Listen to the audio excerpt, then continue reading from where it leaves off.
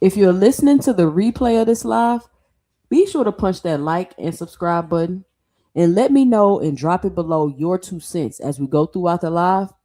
Be sure to help support the channel by hitting the Cash App at $ 2 cents boxing or hitting the heart with the $ and just leaving a special thanks below, letting me know you're enjoying the content. Make sure you leave a comment or just type playback game so I know you were here to check out the show.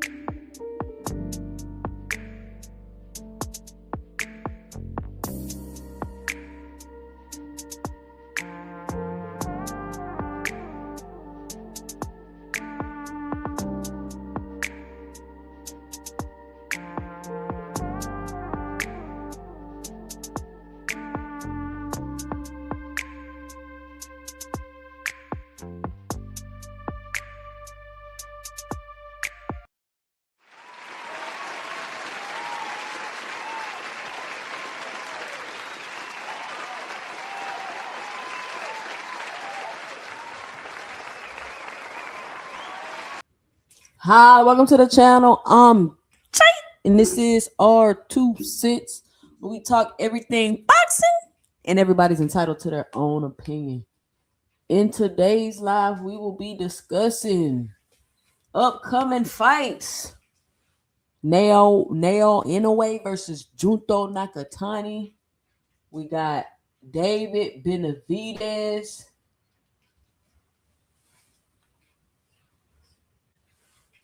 versus Zerto Ramirez. We got Takuma Inoue versus Katsuo Ioka. And we got Armando Resendez versus Jaime Mugia. 4 championship fights coming up. 1 for undisputed, 1 unified championship coming up. We are going to discuss those today. I'm going to, do my little monologue, let the ladies pull up before we start talking this boxing talk. Is anybody currently watching the Pro Box card? Oh, dude just got stopped. Anybody watching the Pro Box card? Shout out to everybody. We're gonna let a couple more people pull up in the building.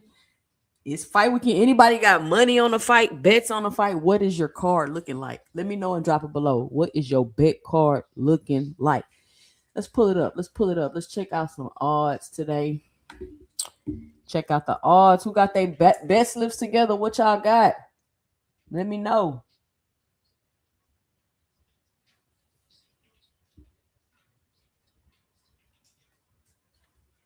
Let me know. Naoya Inoue, Junto Nakatani. Naoya Inoue is a minus 425. Junto Nakatani is a plus 325. Jose Resendez is a plus 155. And Jaime Munguia is a minus 185. So that's looking like a close fight. Now, David Benavidez versus Gilberto Ramirez. David Benavidez is a minus 700. Gilberto Ramirez is a plus 475. I don't see the other fight on here. They don't got the other one on here. So that's what the fights is looking like. That's what the odds is looking like. If you want me to break into the fight, break down the fight props odds, the knockout odds, decision, draw, put a one in the chat if you want me to go deeper into the betting odds while we waiting for the ladies to pull up, and I drop the link and we get started with this boxing talk because it's Friday night. It's ladies' night boxing talk here on 2 Cents Boxing. If you haven't already, punch the like and subscribe button. We're on the road to 2,000 subscribers. I need at least 10 new subs before I get off today. Because y'all watching the live. You're here. You're just not punching the subscribe button. Now, for whatever reason you're here, you like the content, you don't like the content. That's not the problem. Punch the like button. If you're constantly coming back, if you're constantly watching, punch the subscribe button. This isn't a platform for people to come to all agree with me. So if you don't agree, that's them the people that we want. We for sure want you to punch the subscribe button. We for sure need you to come join the conversation so you can provide a different perspective and give a different look so we can get the conversation balanced back and forth. So punch that subscribe button. Shout out to everybody that's already punched the subscribe button. Hit the like button. Hit the like button. Great show. I don't know why I don't be having 100 likes by the time I get off this live. I don't know why I don't be having 100 likes. I definitely be having more than 100 views, so I for sure should have at least 100 likes by the time I get off the live. So punch the like button when y'all see new people popping in the chat. Hey, tell them punch the like button. It's just courtesy. When you come into a live, you punch the like button. It's just like you just don't walk up to nobody's house and turn the doorknob and walk in. Even if you know the door is unlocked, you still gonna knock. Still gonna knock. Come in, all right. Even if you can't open the door, you just knock. You gonna knock and then you gonna turn the knob and walk in. You ain't just gonna walk in nobody's house. Even if you do have the leisure or the comfortability with them to where you could just walk in their house, you still gonna tap the door, knock a couple times so you just walk in. You just gonna walk up to the door and walk in. I don't know. Maybe in y'all state you could do that, but you get shot like that doing something like that in Texas. I'm telling you that right now.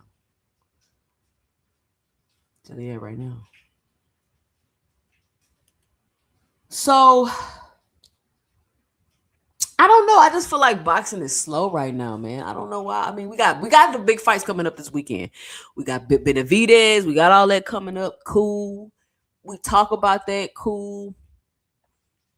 But it's just, I don't know. It just ain't got that. I don't know what it is, but boxing just seems like it's missing something right now. Am I the only person that feel that way?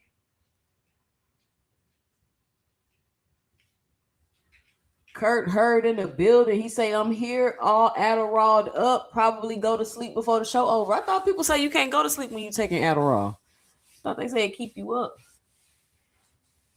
And I mean, if you can go to sleep on Adderall, that's man, that's what's up. But yeah, I heard some people say they can't sleep on Adderall. They keep you up. But I don't know. I do not know. Shout out Kurt Herb. Starting early with the support tonight. With the $10 in the super chat. And he's just saying nothing, just supporting the channel. Shout out to y'all know we trying to break the record. 30 super chats in one live stream. So let's go. We a team. We got to work together in order to break that record. I think the most I got was 20 last time. 20 was the closest we got to the record, which is 30. So let's see if we can not only if we can beat our old record, but break the current record.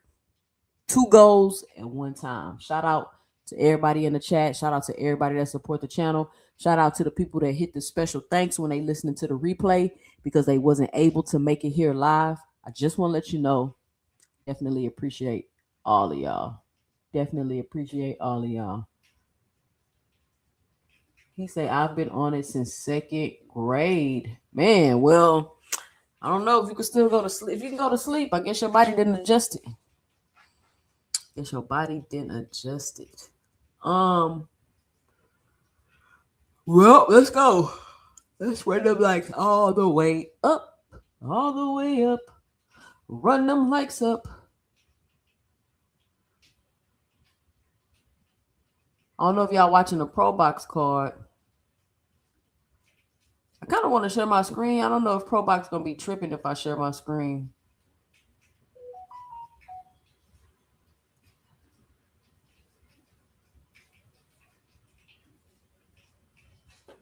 Got a little fight on Pro Box. Okay, he coming through with the jab.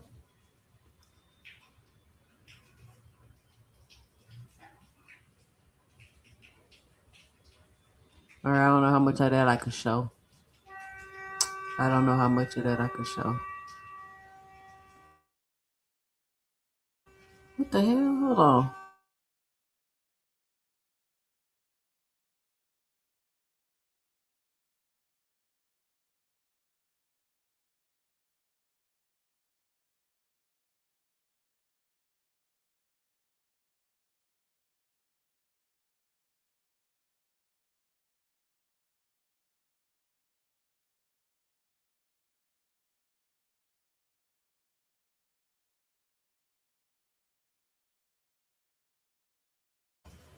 Donnie say they're gonna take the whole stream down. Damn, why would they take the whole stream down? It's on YouTube. It ain't like it's on a network.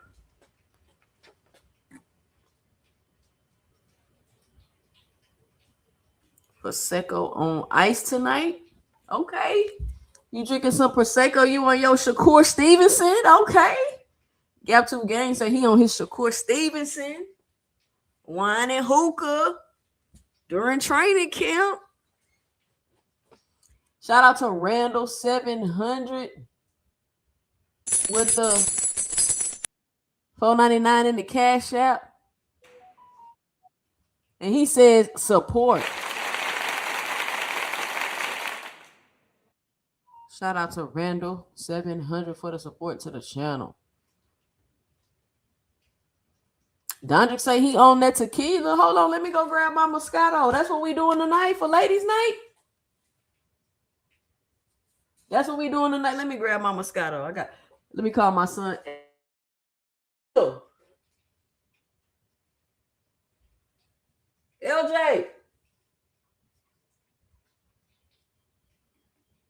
He say, I'm going to get some hookah so I can be a baddie like Shakur. Okay. Baddies night. Fellas, it's baddies night. Make sure y'all get y'all a bottle of wine. Get y'all hookah. And we're going to talk this boxing talk. We gonna talk this boxing talk. Dondre say he got the tequila. They say the tequila for the ladies too, Dondre. I don't drink. When I did drink, tequila was not something I was drinking. I hated tequila.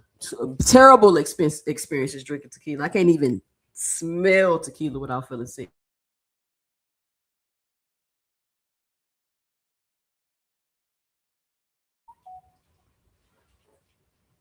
Three Heads say he got the beer. Look at Gap 2 Games. Okay, Gap 2 Games say it's bad. He's not. Okay, he said he got the pink, red, or white Moscato. Get the pink Moscato. Get the pink. Let's go with the pink Moscato. Pink Moscato. That's real sexy right there with the pink Moscato. Let's do the pink Moscato. Oh, Dondre say he on the Diddy tequila. I don't know about that, Dondre.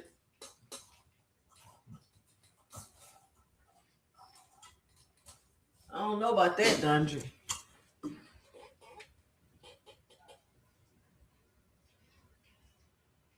Three Heads say he don't know what y'all talking about. He just gonna drink him a nice little beer. Kurt Hurd say wine give you a headache. Wine give you a headache? I mean, I don't think wine ever gave me no headache. You are supposed to sip it though, Kurt. You're not supposed to like guzzle it. Yep, 2 Games say not the Diddy juice. Not the Diddy juice. So I'm waiting on the ladies to pull up in here. We can just start talking about some topics. I mean, a big topic of today that we can kind of kick off with was, of course, Terrence T. Bud Crawford and what he was saying to Boots and how the whole situation got started. And this is what Bud responded with. And this is why I have a problem with the way they move. It's very irritating to me. And it gets even more irritating when people act like they don't see what's going on. Okay, Quee say she got some Ciroc passion. Okay, Quee. Okay. Hey, Lee Jackson, if Dondre want to be on the Diddy Juice, he could be on the Diddy Juice. What's he on the Diddy Juice? He said, take that. Take that. Take that.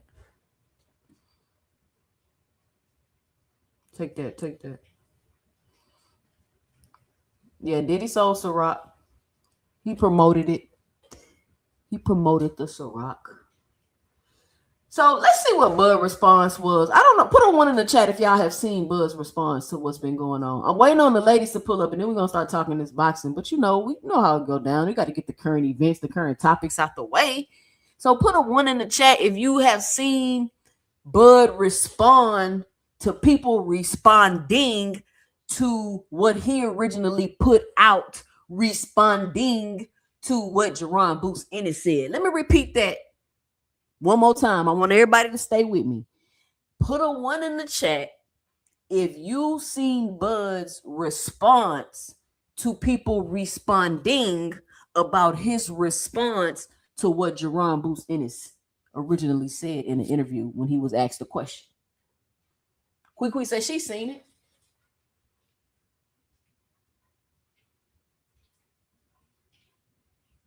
Just one person? All right, I'm about to play it for y'all. Three Heads say not to switch the topic. What do you think about Benavidez fighting with the extra weight? We're going to get into that, Three Heads. I'm waiting on the ladies to pull up so we can get the boxing talk started, but I don't think the extra weight is going to affect Benavidez. I think it will be more of an advantage, but it's a lot of weight because it's the biggest jump you can make in boxing in between the weight classes. However, I think he should have been moved up in weight. And recently, what I've noticed with people moving up in weight is that the moving up in weight is not having the same effects as it has had in the past. Like people moving up in weight, like they moving up in weight, they bigger than the person and they moving up the weight to fight. They just as fast. They ain't lose no speed. They ain't lose no conditioning. Like, you get what I'm saying? So I don't know. I mean, I don't know what to expect from Benavidez with the moving up in weight, because I feel like a lot of things that I've thought and theories I've had in my head about moving up in weight have kind of been being dispelled the last couple of times I've seen fighters move up in weight. So I don't really know what to think anymore, to be honest with you. But let me play. Okay, Gap 2 Gains say he feel them combos gonna slow down. But guess what, Gap 2 Gains? Even if the combos slow down, them combos still gonna be a threat at that weight class, because they don't got nobody at that weight class throwing punches and bunches like that and walking you down and with that conditioning like that. So they can slow down. They can slow down, but he should be stronger, more powerful. He said he didn't have to go through no wake up, but we're gonna talk about it, man. We're gonna chit chat about it. We gotta let the ladies pull up in the building so we can chat about it. So we can chat about it. So all right, here we go. Let me play this. What's up, y'all? Man, I woke up this morning feeling grateful, feeling thankful, feeling blessed. Man, I'm living a dream, baby. Living a dream. I'm out here in Tokyo, Japan, just going on me a morning walk. Nothing is more peaceful. My kids is great. My mom, my grandma, my sisters, nephews, nieces, they great. What more can I ask for? Hey, I done made it, baby. I done made it, baby. And they still want me to come out of retirement and whoop on some people. Hey, what more can I ask for, man? I'm blessed. Life is beautiful right now, and I'm enjoying every bit of it.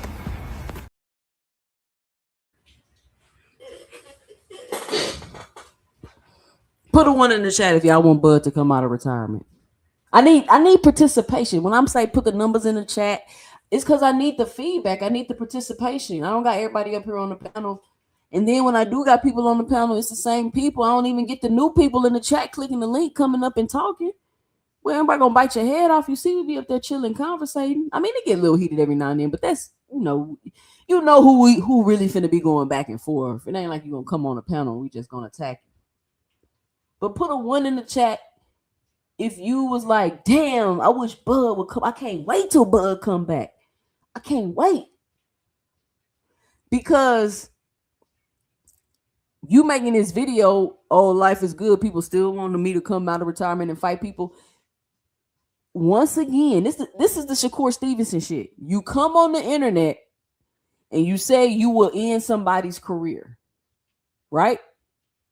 And then when people like, well, come back and fight them and do it, now people asking you to come out of retirement.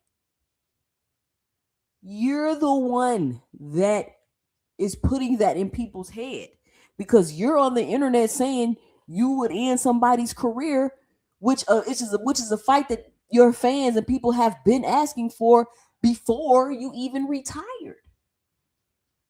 So when you come on the internet and say, oh, people want me to come out of retirement, and you already knew Canelo was asking for the rematch. You already knew Canelo was asking for the rematch. So of course Turkey gonna hop online and be like, hey, what's up with this fight? What's up with this fight? So I mean, if there is people that want Bud to come out of retirement, cool. But I don't understand who and for what reason would you want Bud to come out of retirement if he's the best fighter in the universe? Who you want to see him fight? Who can beat him? Like, what's the point? What's the point? What's the point? And he was cool fighting Jao Pataya before he retired. Hold on, y'all.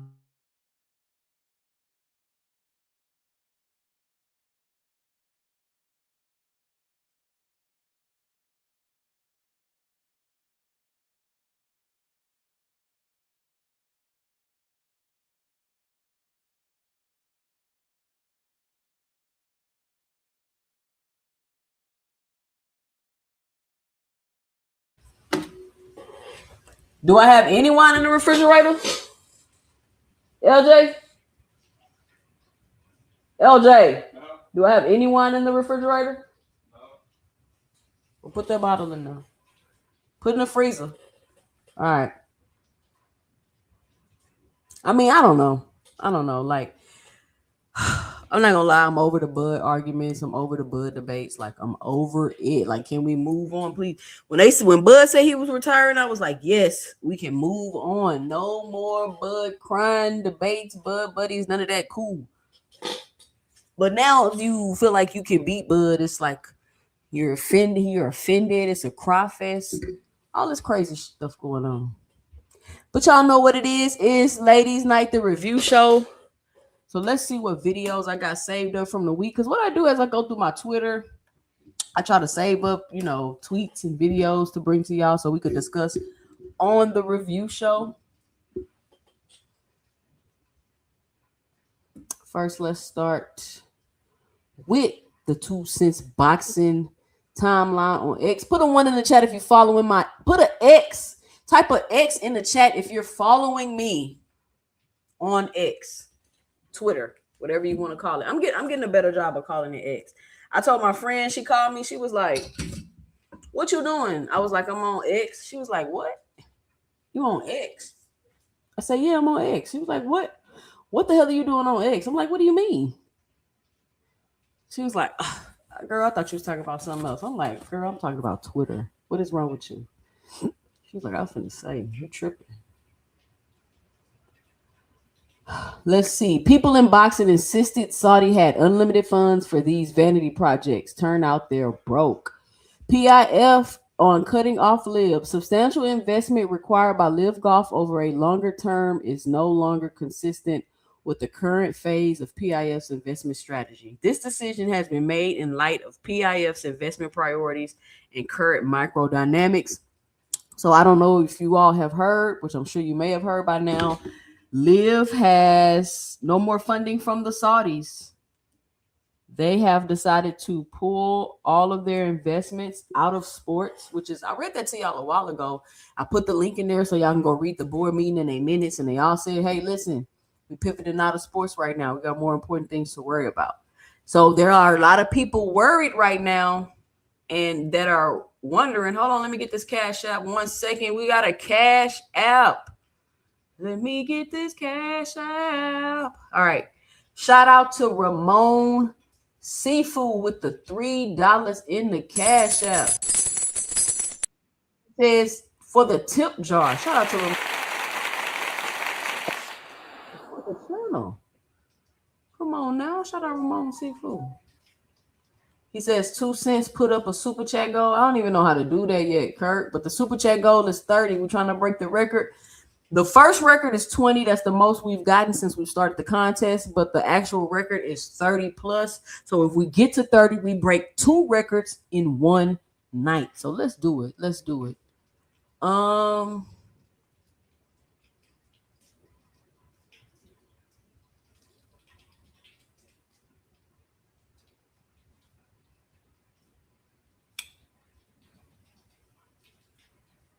Hey, this shit is funny right here. With this meeting, why are we here? Guys, I have brought you here today to propose my plan. I don't like to lose. This is my plan to prevent all of us from losing. Let's pretend we are brothers. We won't have to fight each other. I made a contract to make sure we all agree to not fight each other.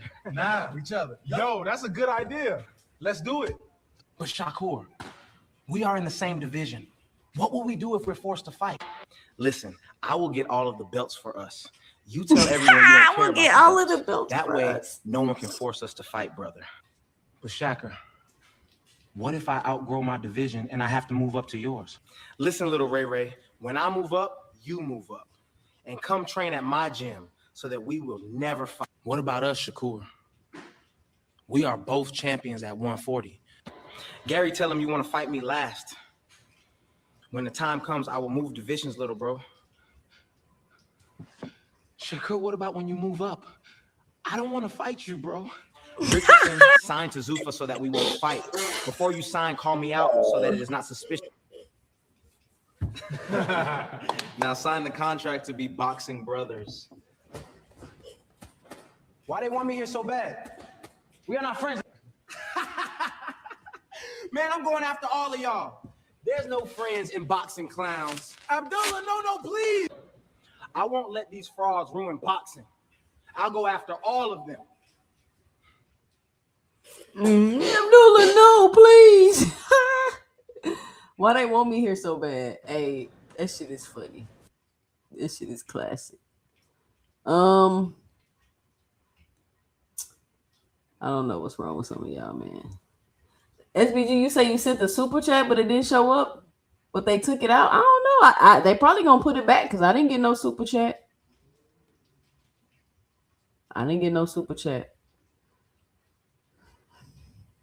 They probably gonna go away.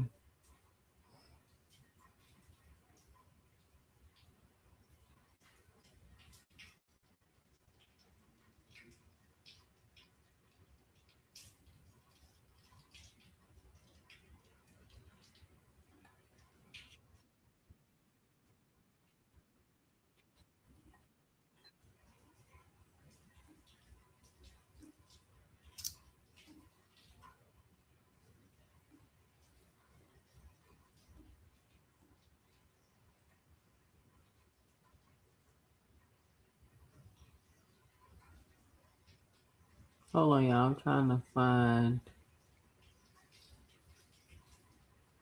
the video I want to show y'all.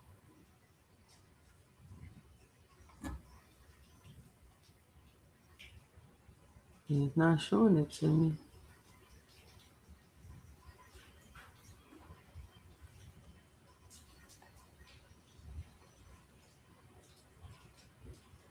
Okay, here we go.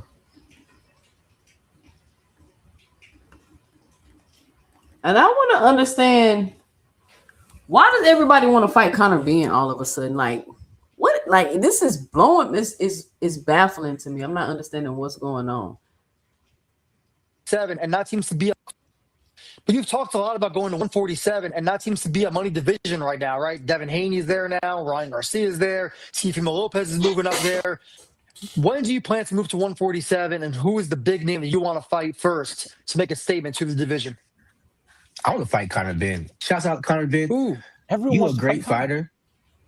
You are a great fighter, Conor Benn, and you hold you him. You know what I'm saying? But at the end of the day, I will stop Conor Benn, like guarantee. I will stop him.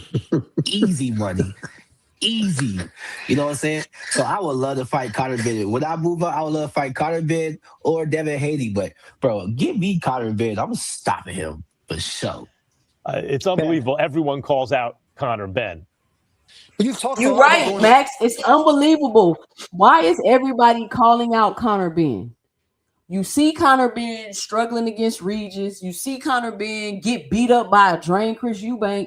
Everybody's constantly talking about Conor Benn's skill, how he's not good.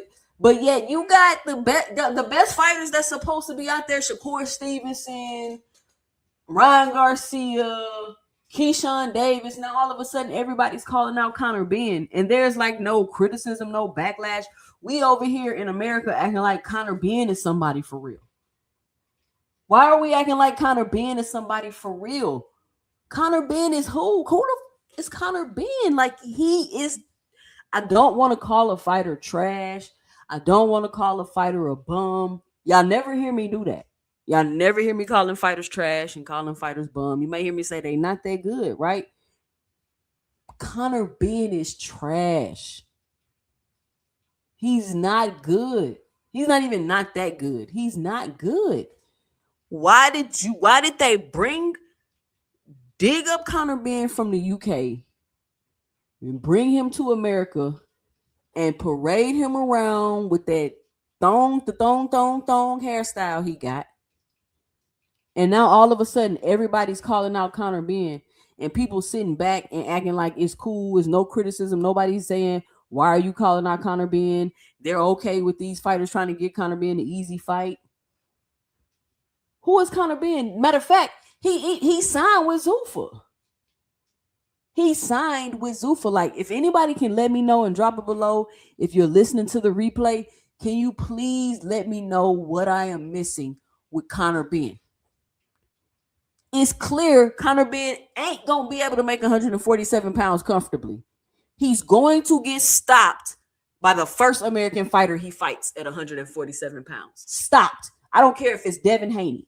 He's getting stopped by any American fighter that he fights at 147 pounds. From Ryan Garcia to Devin Haney to Keyshawn Davis to Karen Kukadajian to Dalton Smith. Who else? Teofimo Lopez will probably beat Conor Benn. Teofimo Lopez will probably go to 147 pounds and beat Conor Benn. Like, what are we talking about?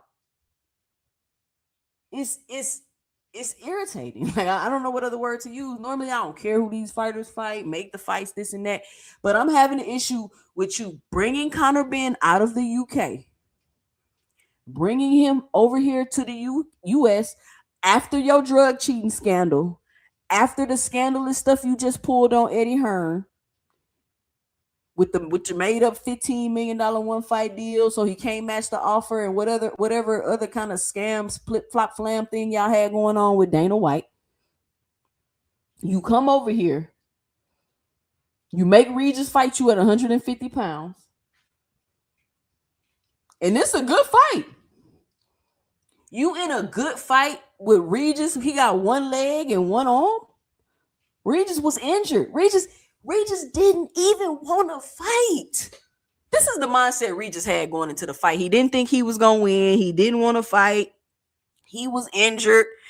And this person gave you a tough fight. And that was at 150 pounds. You go to 147 pounds, Conor Benn, and you fight any of those people I just named at 147 pounds, you're getting stopped. Stay at Zuffa and let them pick and choose what you got going on and who you want to fight. I think you and Ryan supposed to be fighting next. Oscar came out and said you can't make the fight no more because you at Zuffa. But Eddie Hearn came out and he said that y'all still making the fight. So I'm not going to lie. When Eddie Hearn talking about other people business, he don't be lying and capping for the most part. When Eddie Hearn come out and he be talking about other people business, he don't be lying and capping for the most part. That's what I've noticed. I got to tell the truth. So he said that they going to fight. Nobody wants to see Ryan Garcia and Conor Benn fight. Like, I don't even be caring who these fighters fight. And I don't really care if they fight Conor Benn, but I just had to give my 2 cents about the situation. And then you got Keyshawn and y'all really sitting up here. Man, Conor Benn a great fight. I want Conor Benn because they literally like, I want to fight this fighter because I know it'll be an easy fight. It's okay for them to say, I want to fight this fighter because I know it'll be an easy fight.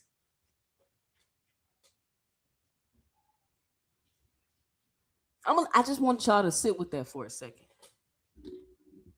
But then you know what they come back and say, Dondrick?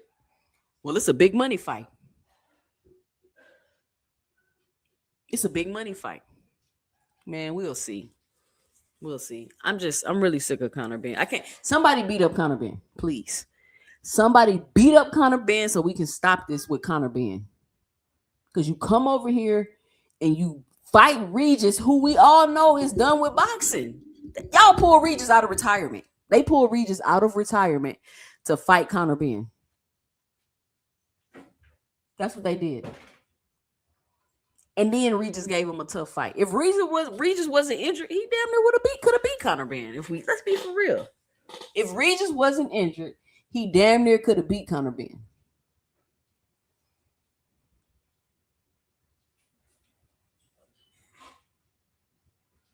So I don't know where y'all standing at with the Conor Benn situation.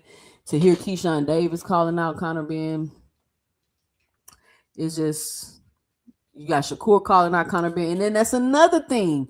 What is it with the games of Shakur and Keyshawn? And what's up with the Keyshawn, Devin, Shakur? We all fake calling each other out. Like, Keyshawn started calling out T.O. to try to fight T.O. And then Shakur went to go fight T.O. And then Shakur started calling out Conor Benn. And now Keyshawn calling out Conor Benn. It's weird what's going on. Am I tripping?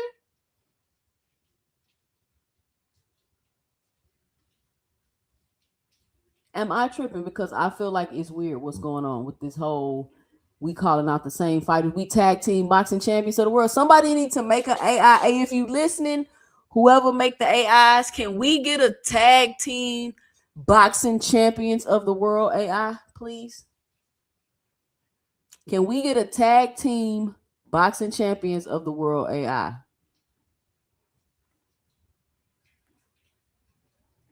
Because it's weird.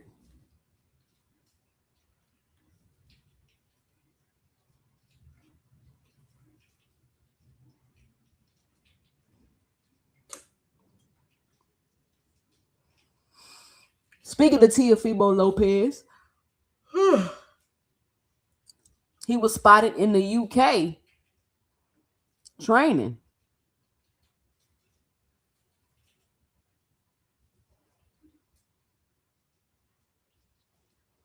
I don't know what's going on with the video.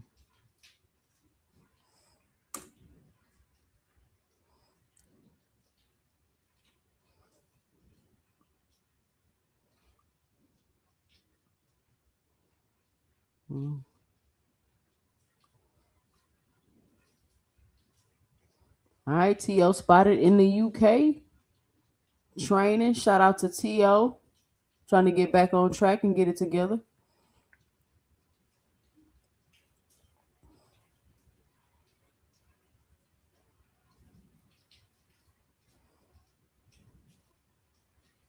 Let's see what Oscar De La Hoya has to say about the Schofield Tank situation. Now, let me get everybody 2 cents on the situation. How do y'all feel about Kid Austin and the Gervonta Tank Davis fight? Oh, I'm glad I brought that up. I got something else I need to show y'all.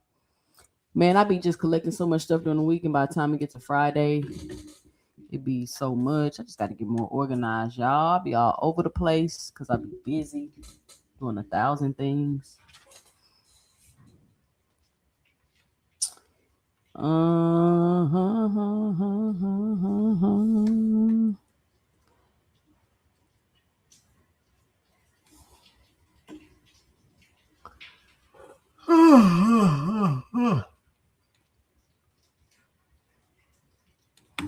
Let's see this video because Auntie Skull, and I think it's, listen, if they want to make the fight, if you the mandatory, if you want your shot, I'm not against it. Like I said, listen, if you're going to fight whoever you're going to fight, I'm not a cynical, bitter, hardcore fan. And I'm not that. However, I do acknowledge that it's different levels. Sometimes fighters might be not ready for fights and things like that. Now, let's think about this for a second because I'm going to be consistent, right?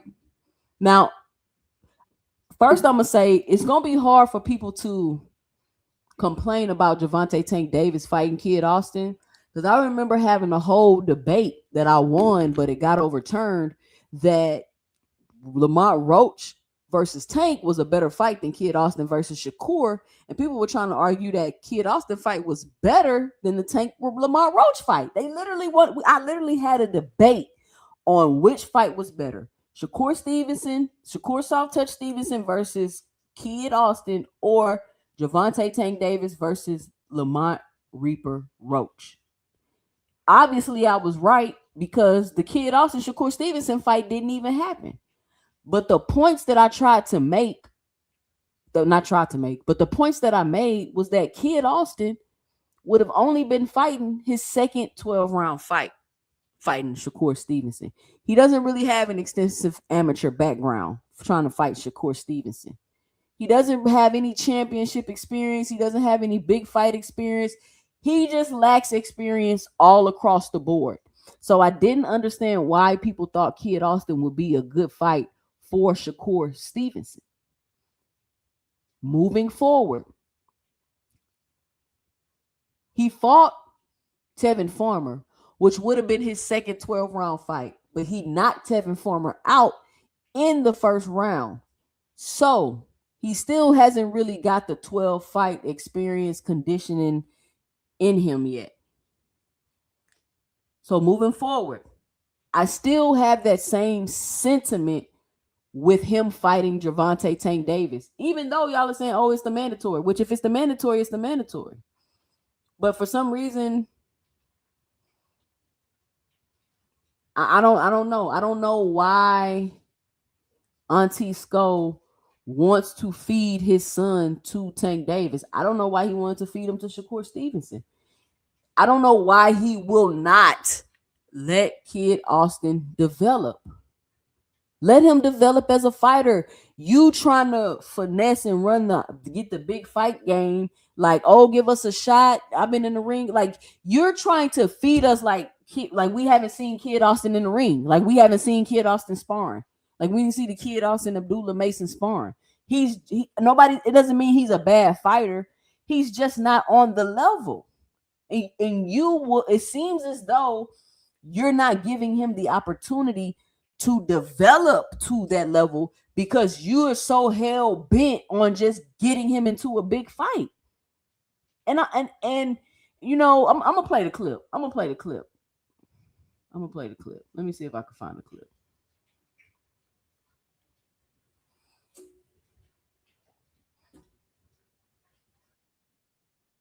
Learn from Floyd, then he turned out to be good, along the journey. The thing is a good experience for him.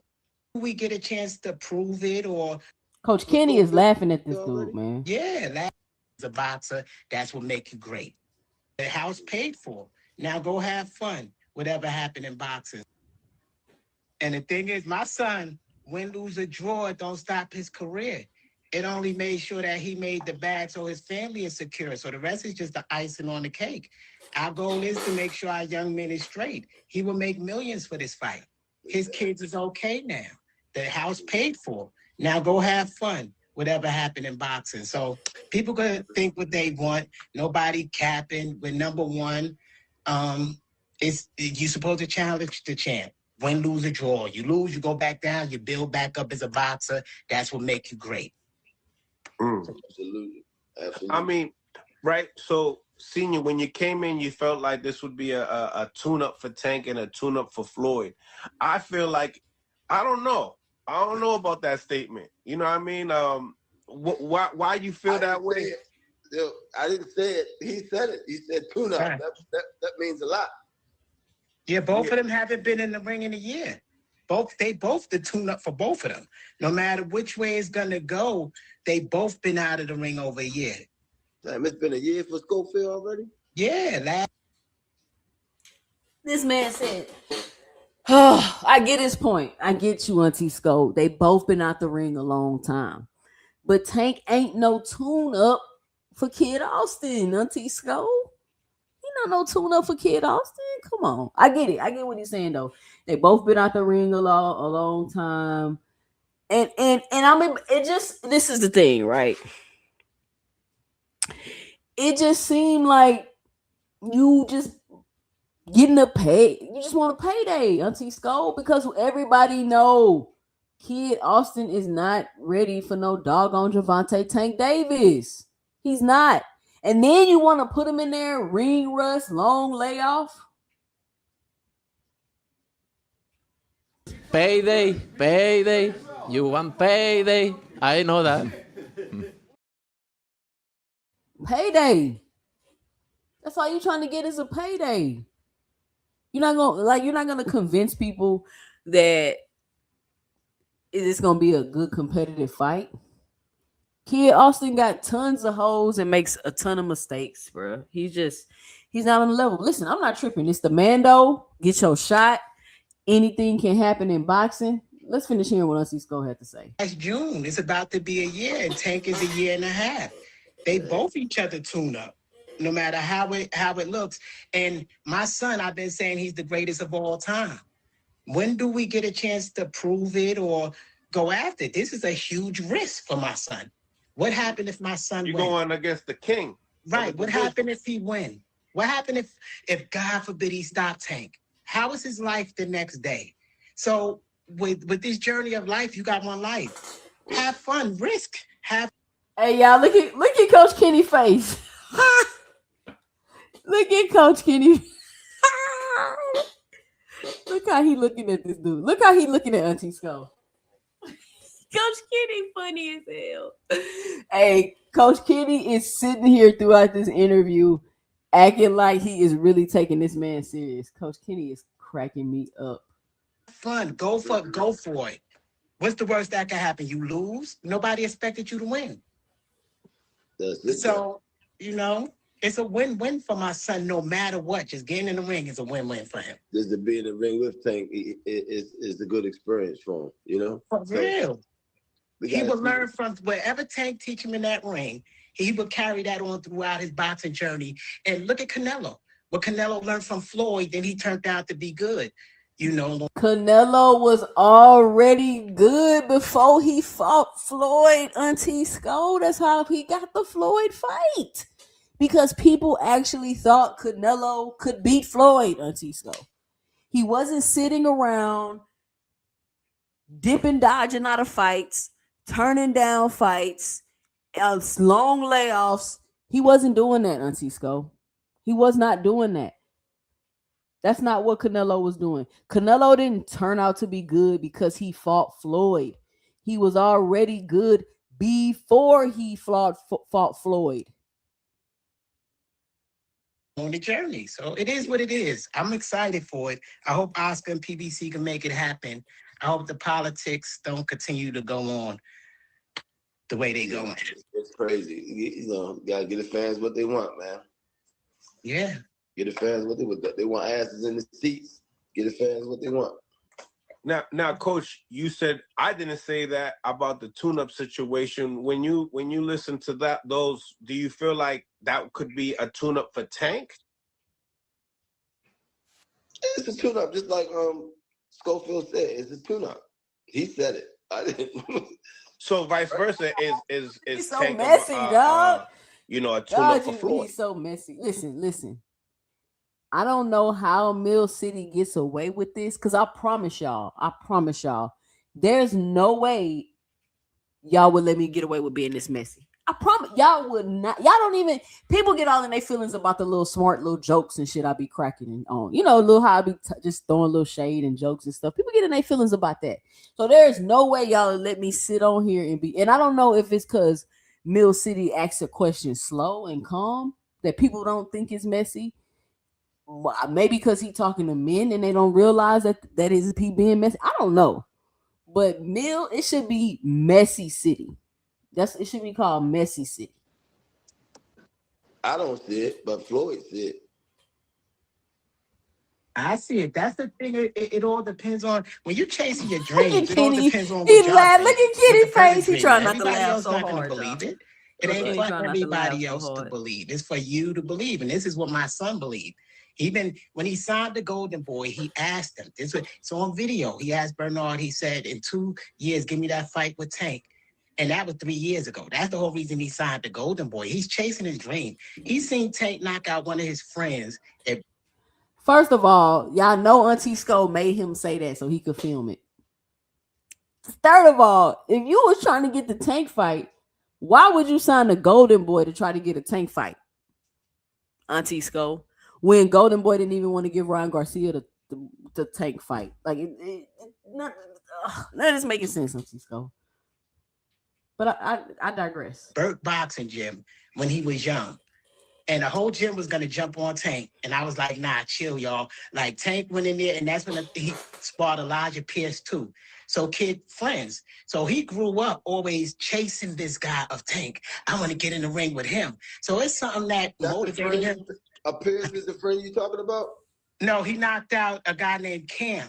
Then Elijah Pierce got in the ring next. Elijah Pierce supposed to be showing me the whole video. He ain't showed me the video yet. Nah. Tank was working with Pierce that day. So I already know that's what he was doing because we told him to work with Elijah. Elijah was like 14. So Tank wasn't giving his all in there. Right. But that's what motivated. Yeah, that's what motivated Kid throughout the nationals and all the other stuff growing up. I'm going to fight this guy, Tank. I'm going to fight him. But, he kind of admire him. So I'm not going to stop him from getting in the ring chasing his dream. What's the worst thing? You lose, you chased your dream. You got to live it, son. Who else going to get on the stage, that type of stage with a Tank? That's the Tank Davis, Come on, man. That's history. Man, if people can't see it, that's on them. For my son, this is his moment. He's just, this is life. Yeah. So people could doubt him. He's going in there to prove those people wrong. He's going in there to stop Tank. That's his mind. He's not going in there to lay down. And if he gets stopped, that's part of the journey as a boxer. It comes with the territory. The fact that you said, hold on, Auntie Sco, let me stop you right there. This is your moment, Auntie Sco. This is your moment. Auntie Sco, I can't. I'm gonna say it. I ain't gonna even say it. I had a joke, but I'm not gonna say it. I'm not gonna say it. But he happier than a person with a bag of things that are inappropriate. If you can figure it out, you can figure it out. But this is your moment, Auntie Sco. You keep thinking you get this fight and make these millions of dollars and y'all finna ride off into the sunset. You keep thinking that, man. Keep thinking that. Everybody's scared. They scared to lose that you know what I'm saying? But for real, it comes with the territory, man. It don't define you as a fighter, you know? I hope we could erase that. I hope they see an example of kid. People won't be scared to risk their O. Like, what's the O? Like, what you gonna do? Hold that O and be broke at the end of your career? Right. Go make your money, live your dream. Whatever's gonna happen, God is the architect. It's gonna happen. 10 years down the line, ain't nobody gonna remember this shit anyway, you know? For real. Coach Kenny just hyping him up. Hold on, y'all. Coach Kenny is just hyping him up, y'all. Oh my goodness. Coach Kenny is like being so petty right now. Look at his face. Look at Coach Kenny's face. He's just hyping him up. Well, did you live your dream? That's all that's gonna matter. Absolutely right. Coach Kenny, when you see that, how do you feel like that fight will play out, honestly? Like, Tank and Floyd Schofield, if they were to meet. I think Mill City get away with being messy because he talks slow and then he squint his eyes and he acts confused as he asks a question. Even if he reading the question out the chat, right? He'll be like, Auntie Sco, they say, why don't you have no bass in your voice? And why was you hitting on that lady in the video? Auntie Sco, like, why was you hitting on the lady in the video? Like, that's what Mill City do. And people just sit there and answer the question. He would never get away with no stuff like that with me. I'd be like, bro, like, I would get real irritated because why are you being messy? I do not like messy people.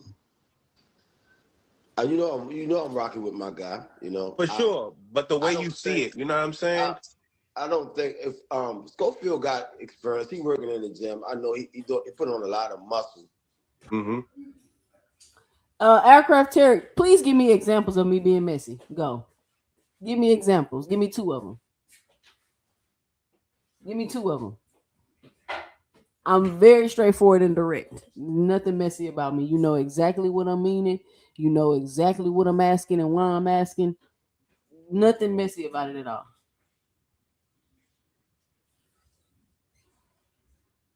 Slogan one say them don't be real chat questions. Those his questions.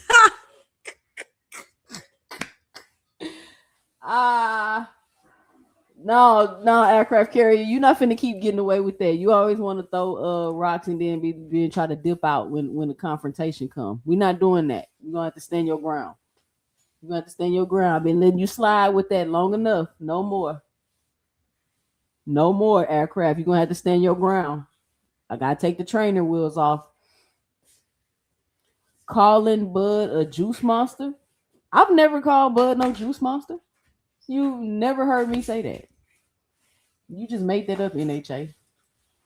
Says you got to get him out the chat for tonight if he can't. 2 Cents Boxing.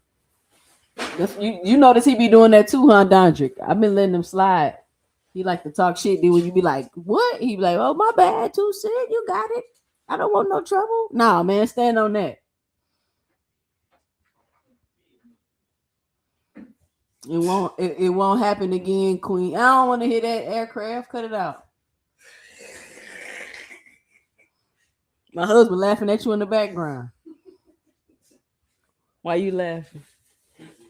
I'm so thirsty. Why didn't you put my wine in the refrigerator? Too late now. LJ did it. Anyway, all right, here we go. But I don't think he felt, you know, Spawn and hit with Higgins. That shit is different. I don't think he felt what he's gonna feel with Tank. Not speaking. Look how he squinting his eyes. Look at him. Look at Mill City. He has yet to experience. He might can push through it, but some things you feel in that ring. A lot of these fighters, they watch video clips and they watch his training, but you can't feel it when you're looking at the videos. You can't feel what you're watching. You know what I'm saying? Yeah. So that's the part, you know, he got to be able to push through. You know, a lot of pain come with boxing. People don't know that. Pain come with this shit, you know? And I have yet to see anybody put Schofield through pain. Not saying he won't overcome it, but this is my opinion. You know what I'm saying? Will he overcome it or will he succumb to it, you know? So basically what Coach Kenny is saying, can Schofield withstand getting his ass whooped if he get in there with Tank? That's what Coach Kenny is saying. He's saying, I ain't never listen. Boxing come with pain. Translation. Tank gonna whoop your son ass. And I've never seen Schofield withstand any pain. Translation. And he ain't finna get his ass kicked. He ain't had his ass kicked before the way he finna get his ass kicked once he get in there with Tank. I'm just translating for y'all. I'm Coach Kenny translator. And I'm sure you thinking the same, you know, you see some things too, you know. So for me, it's a dangerous fight. We gotta cross that bridge when we get to it, you know. Oh my God. What? Look at Mill City, y'all. They're not saying anything that interesting, Mill City, for your body language to be like that, bro. Like, I'm gonna ease up because I am using his content. Shout out to Mill City. Y'all go sub over there. He get all the exclusive interviews. It's real entertaining. He keep the drama going. He get he asks the questions that the people want to know. Shout out to Mill City. So for me, it's a greatness fight. So you're basically telling me you don't see it going 12 rounds? Nah. I don't think neither one of them wanted to go past 12 both of them explosive, man, you know, but I don't see it going 12 rounds. A lot of people you don't look at who they fought in the past. Styles make fights and shit happen in fights for certain reasons, you know. But that's boxing, you know. That's boxing. Because of the styles, do you feel like, the boxing, the heads of boxing would want to approve something like this? I know that, Oscar said something yesterday. He said that if it was up to him, I want to know what your answer to that is, Senior, too. What do you think about Oscar saying that if it was up to him, it would be one fight more? Oscar, my guy. Hold on, y'all, because y'all know I got the clip. Let me get the Oscar clip. Let's see what Oscar had to say. Yeah, y'all let me know and drop it below. What do y'all think about Tank fight? Y'all haven't said nothing. Like, what y'all think about the fight? Fellas, you can always call in 281-845-2103. Let me get the phone line going. Ladies, where y'all at? We had a fire show last week. I don't know where the ladies at tonight.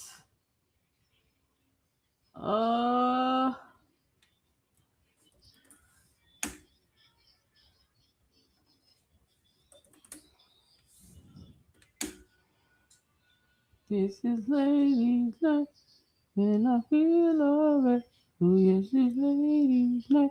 Oh what a night. Google Voice.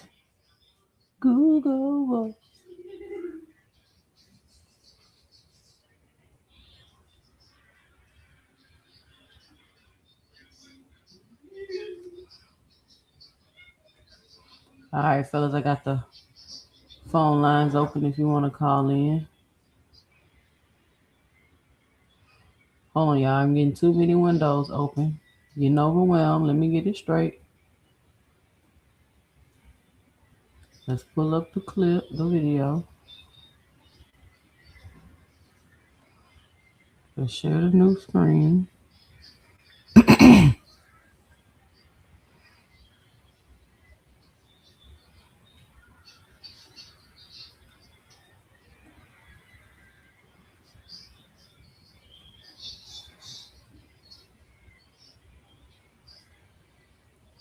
As a promoter, if Kid Austin wants to go after Tank next, then me as a promoter is what I have to do and get him, right?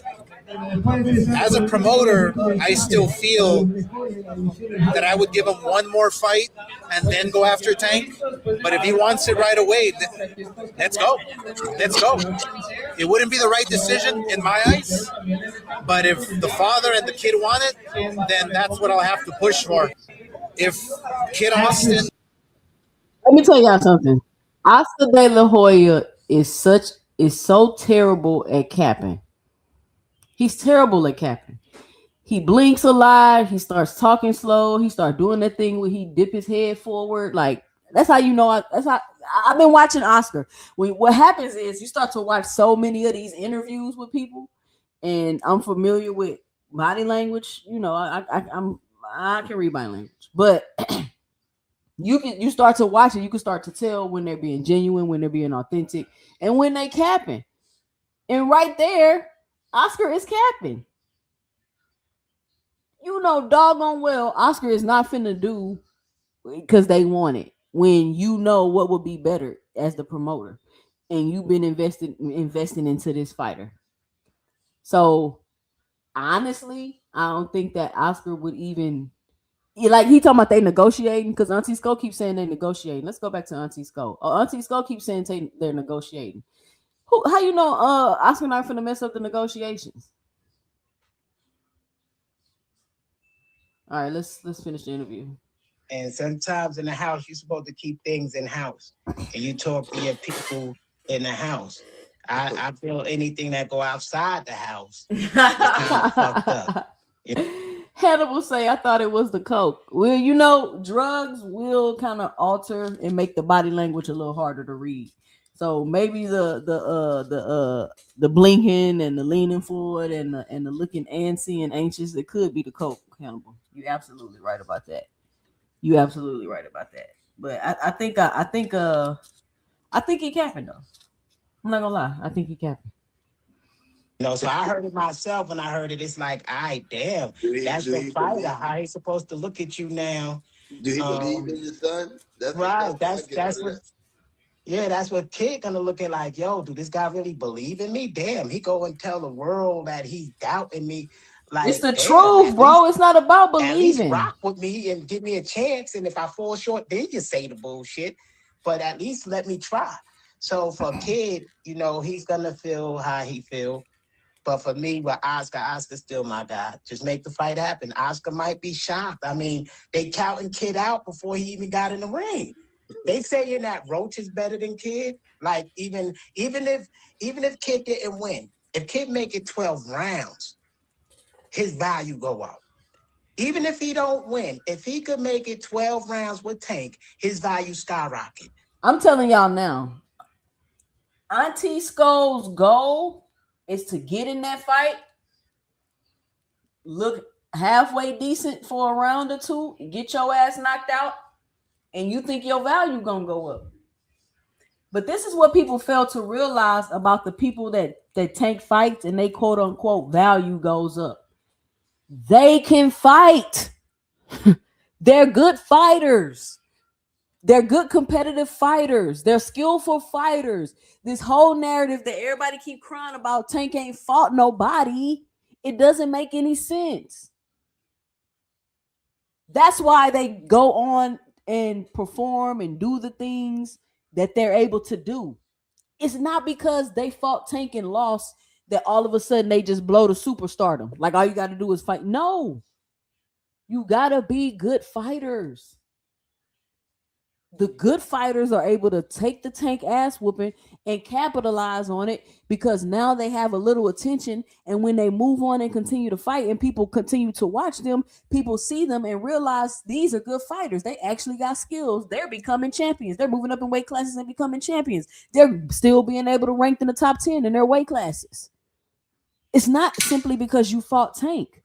So Auntie Sko, unless you're able to get in the ring with Tank and then continue to perform at a high level after the Tank fight, your dream of becoming a star simply because you fought Tank it's not going to come to fruition like that. You have not been giving Kid Austin the opportunity to develop as a fighter. You just been trying to finesse him into a big fight. So it's not going to work how you think it's going to work. That's all I'm trying to say. And just to give my 2 cents, that's just my opinion. Shout out to Dragon Assassin Official with the $1.99 in the super chat. What currency is that? Shout out Dragon Assassin. What currency is that? See, we international over here, y'all. 2 cents boxing is international. We international. Shout out to Kadir with the $4.99 in the super chat. He says Tuesday show was fire. Caught the playback. Shout out Kadir for that 2 cents after dark. Shout out Kurt Hurd with the $1 in the super chat. Thank you for the support, Kurt. We had 5 super chats. We need 25 more super chats to hit the goal, y'all. 30 is the goal. I know we can do it. We're a great team. We work well together. I know we can hit that. I know we can break the goal of 20, which is the most we've ever gotten since we started this. But the ultimate goal is 30. We get to 30. We break 2 records in one night. Let's go, team. Will T in the building. What up, Will T? Will T, that's you in the avatar, bro? Pounds. Okay. Dragon Assassin coming through, dropping pounds on your girl. They trying to pull the Triple G versus Kell Brook.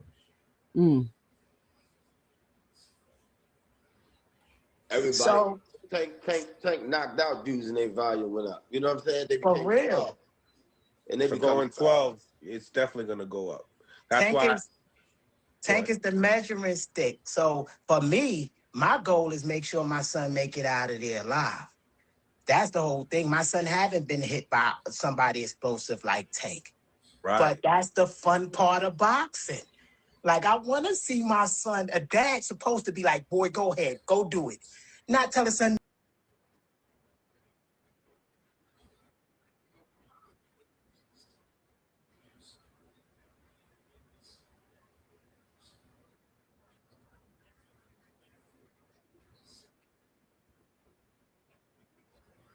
Oh, what happened? No, we're going to just cut off? So what y'all think about that? That's what Auntie Skull feel about the Tank fight. He's feeling like, hey, it's our shot. It's our big shot. You never know what can happen. As if he's been building up and preparing for this moment. Maybe he has, maybe he hasn't. But you're going to be coming in there off a long layoff, rusty. Y'all might want to listen to Oscar. It just doesn't seem like a good idea. I might want to listen to Oscar on this one. And then he say if he don't get Tank, he can fight Gary Russell. And I'm like, that's cool. You can fight little Gary. That's even then. I don't think you're gonna beat him, but you know, you might catch. He older, he this and that, but I don't think Kid Austin is just that good like that. In my opinion.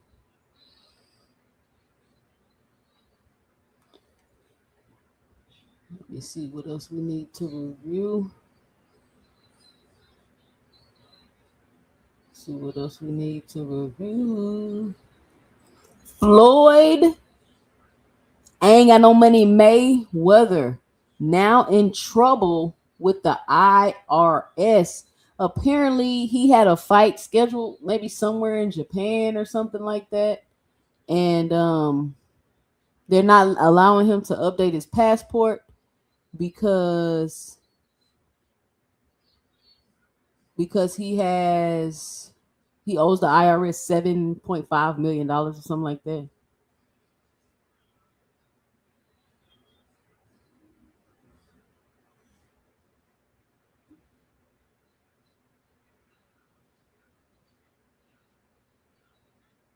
I'm trying to check and see. Here we go. This one I want to show y'all. So Gervonta Tank Davis put out a message for Auntie Skull and his father.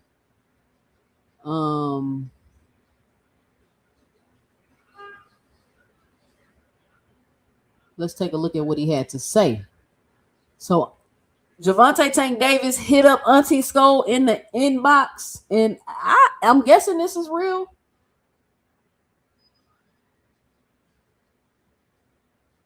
Are people still here? I don't know what's going on with my stream. Hello?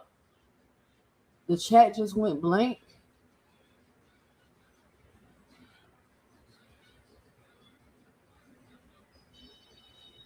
I'm on a PC.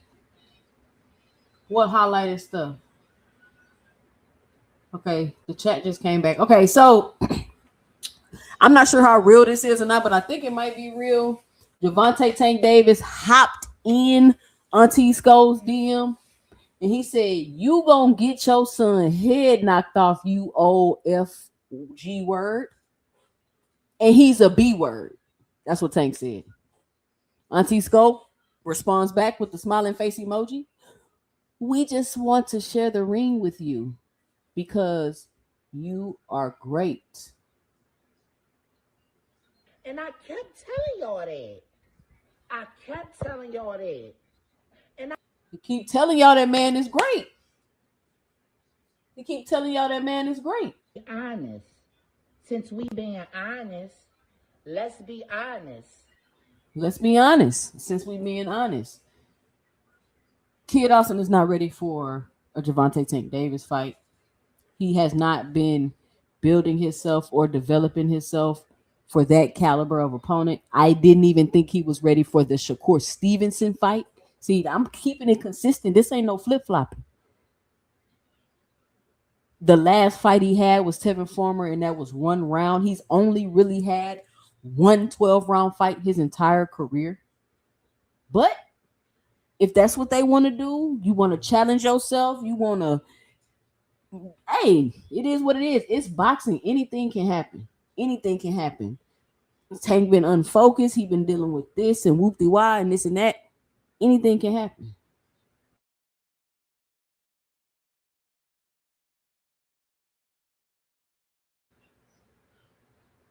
So I just want to talk about and cover that topic with y'all real quick. Let me know and drop it below your 2 cents. Kid Austin, Gervonta Tank Davis potential fight. It is what it is. I mean, the Pitbull fight is better than the Kid Austin fight.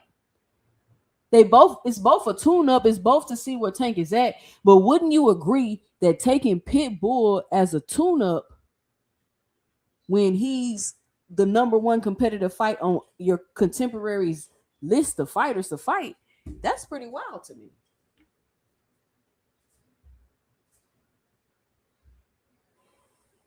That's pretty wild to me.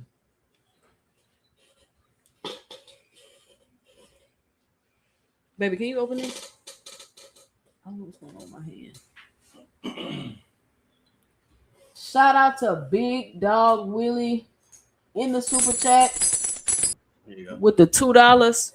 Schofield Sr. has the military and CIA backing him. Shout out to Big Dog Willie. He say Auntie Skull and Kid Austin is a psyop.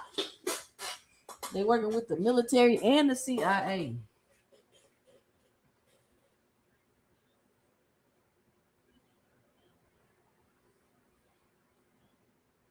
Kurt Hurd say 2 cents boxing deserves 30 super chats tonight. Let's get it done. Shout out to Kurt Hurd, currently at 8 super chats.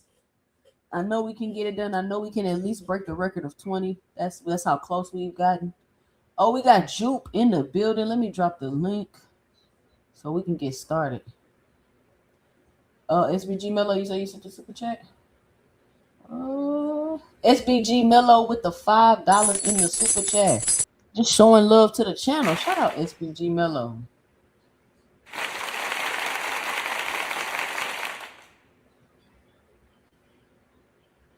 We got Lee Jackson in the super chat with the $5, just supporting the channel, adding to the goal. Shout out Lee Jackson. All right, where we at? We at 9. Ooh. We had 9 super chats for the night. Okay. So, shout out to Gervonta Tank Davis and Auntie Skull. I think the pit bull fight will be better. But Auntie Skull say that they're currently in negotiation. Shout out to Juke on the panel. Hey, Two Cent, what's going on? What up, Juke? What's going down? Nothing much. Just listening to you cook. I've been here for a minute. I was listening back a little bit back and forth. Had a few phone calls. And I did see the clip you played with Floyd Schofield and Kenny. That was and Auntie Skull. Oh my god! Stop wrong for calling that man Auntie Skull. I mean, that's the industry standard, though. He said he don't mind. He says it's a term of endearment. The industry standard too. I can't stand you. Now she messy. She messy. That's what the industry. Am I lying? They called a man Auntie Skull. He said, No, "Listen, right. he don't have a problem." Right. He said he understands that it's a term of endearment. Oh, he did. He said that. Yeah, he said that. Oh, okay. Well, yeah. That I saw the clip, and I think I saw pieces of a clip. I think there's another clip you showed when I first got up here. I think that was. No, that probably was him too. No, I think that was it. Because I thought I got it. I came in on a part when he was saying something about he was comparing himself to Canelo fighting Floyd or something. Oh yeah, let me get the super chat real quick. Shout out to Slogan One with the $2 in the super chat, just supporting the channel, just adding to the goal. Shout out Slogan One. Go ahead, you. Absolutely, run my sis, run that money up.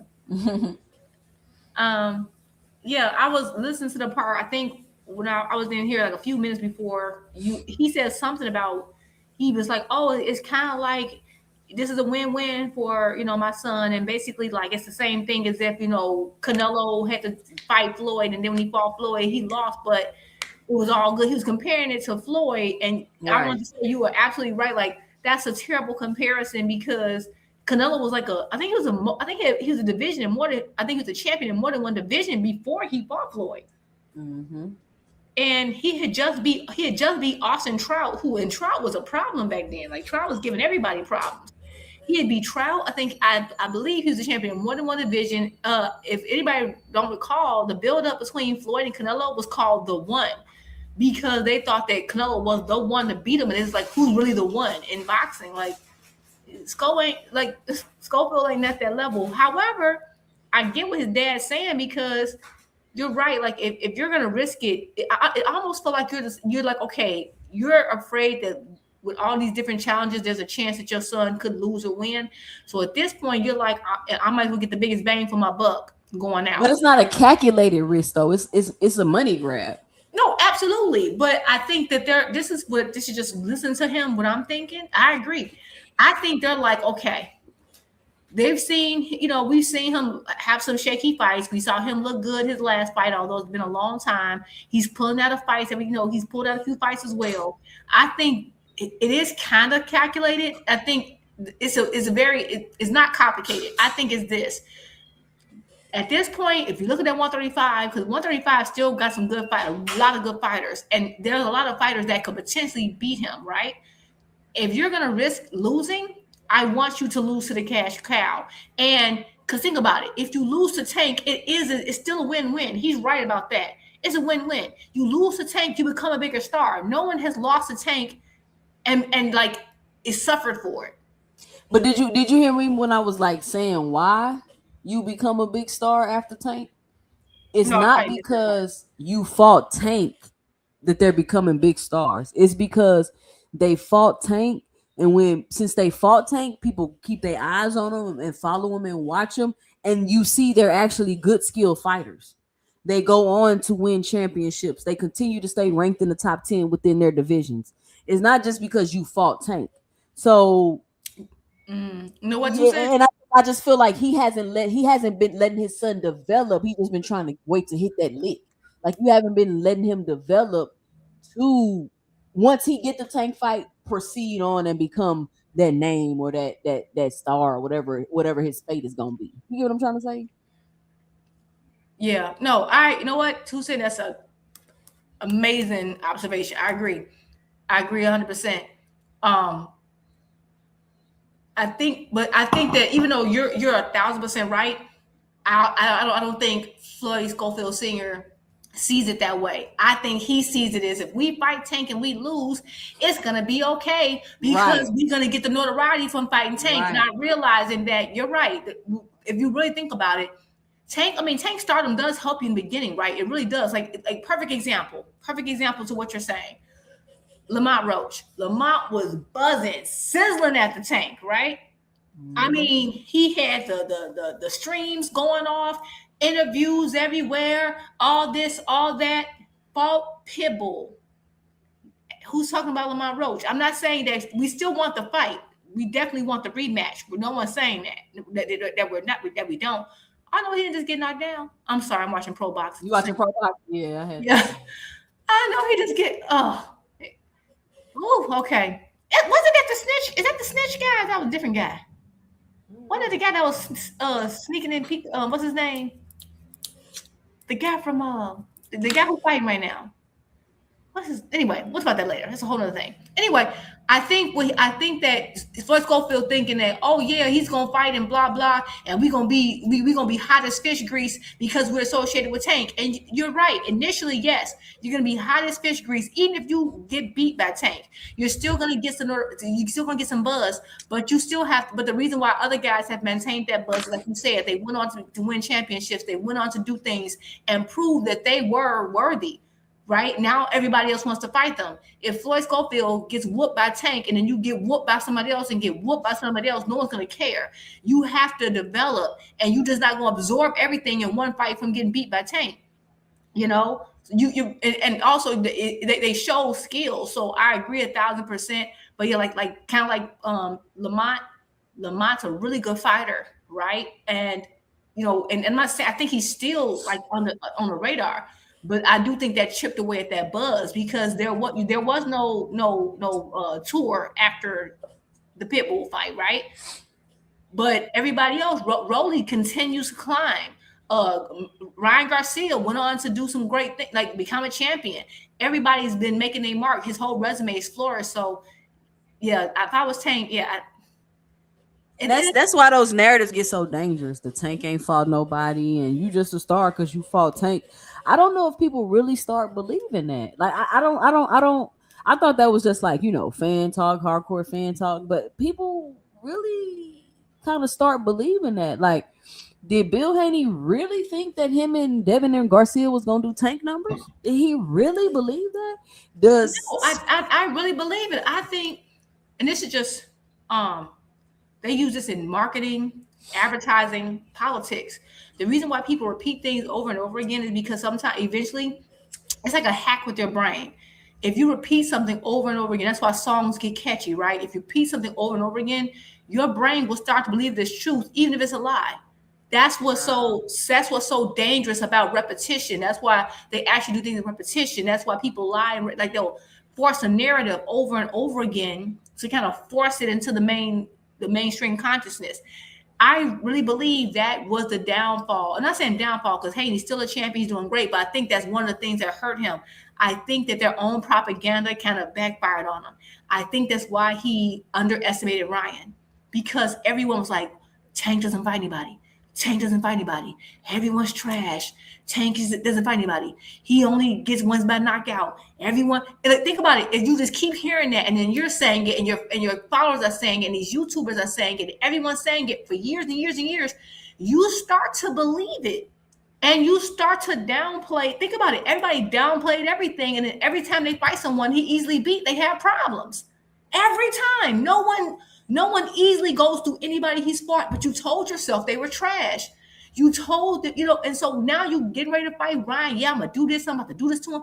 But it happened twice with him, because remember, the first time was Gamboa. You thought you were gonna, I can knock him out faster than Tank did, and you couldn't even knock him down. And you're realizing, like, it's hard for them to accept something. Is if you've told yourself something and you've kind of, that's been your mantra, it's hard for you to be like, dang, maybe I was wrong. You're better off just lying to yourself. Well, not really lying, but not saying you're better off, but people like the ego won't allow you to accept that, dang, I was wrong for like a good 5 years. You know what I'm saying? So they just keep riding. You keep fighting on that lie, is what they say, right? So I think that's what happened. I think Devin could have prepared better for Ryan had he not bought into the idea that Ryan was like an itch, like or something, like, which is crazy because you fought him in the amateurs. You should have known that he wasn't going to be easy. I don't understand, right? I don't either. And they think his resume is trash and all that, but y'all going. Ryan got a good resume. What they talking about? No, but I know, but they've been told that Tank resume is trash. Tank and then when they fight his opponents, mutually fight the opponents. Look at Pitbull's trash. They hated Lamont Roach. Greg Hackett, Shakur, Carissa, they all said Lamont Roach gonna be a problem. He can fight. They ignored it. I said it. Lamont Roach is a good fighter. And then he got in there with Pitbull, and people thought he was gonna run through Pitbull. Pitbull might not be like super, flashy, fleet of foot, but he still can fight. That's because you're flat-footed don't mean you don't have footwork or you're fast, right? So at the end of the day, people just gotta really just let boxing play out. And if you can, people just stop going into the narrative so much, they won't be so disappointed. Shout out to Kurt Hurd, $2 in the super chat. He says, "Facts, Juke." Shout out Kurt. Her with the super chat. We on number 11 for the night. Shout out Kurt. That's a good point, Juke. That's just be it. That's why people pick fights wrong and all this other stuff. They just don't be honest. Yeah, and sometimes we all can be wrong. I think we've all gotten a fight wrong, but they really have convinced themselves of a certain thing. I'm not saying that Tank is King Kong and he don't have any flaws. Of course he has flaws. He's human. He's not unbeatable. No one's unbeatable. No one's saying that. It's just that you hype up a certain person and act like they're invincible and they can't lose. And it's somebody who's been a boxing fan for a long time, that's going to get your feelings crushed each and every time. Let's take a look. I just came across this video of what Teofimo Lopez. Let's see what Tio is talking about.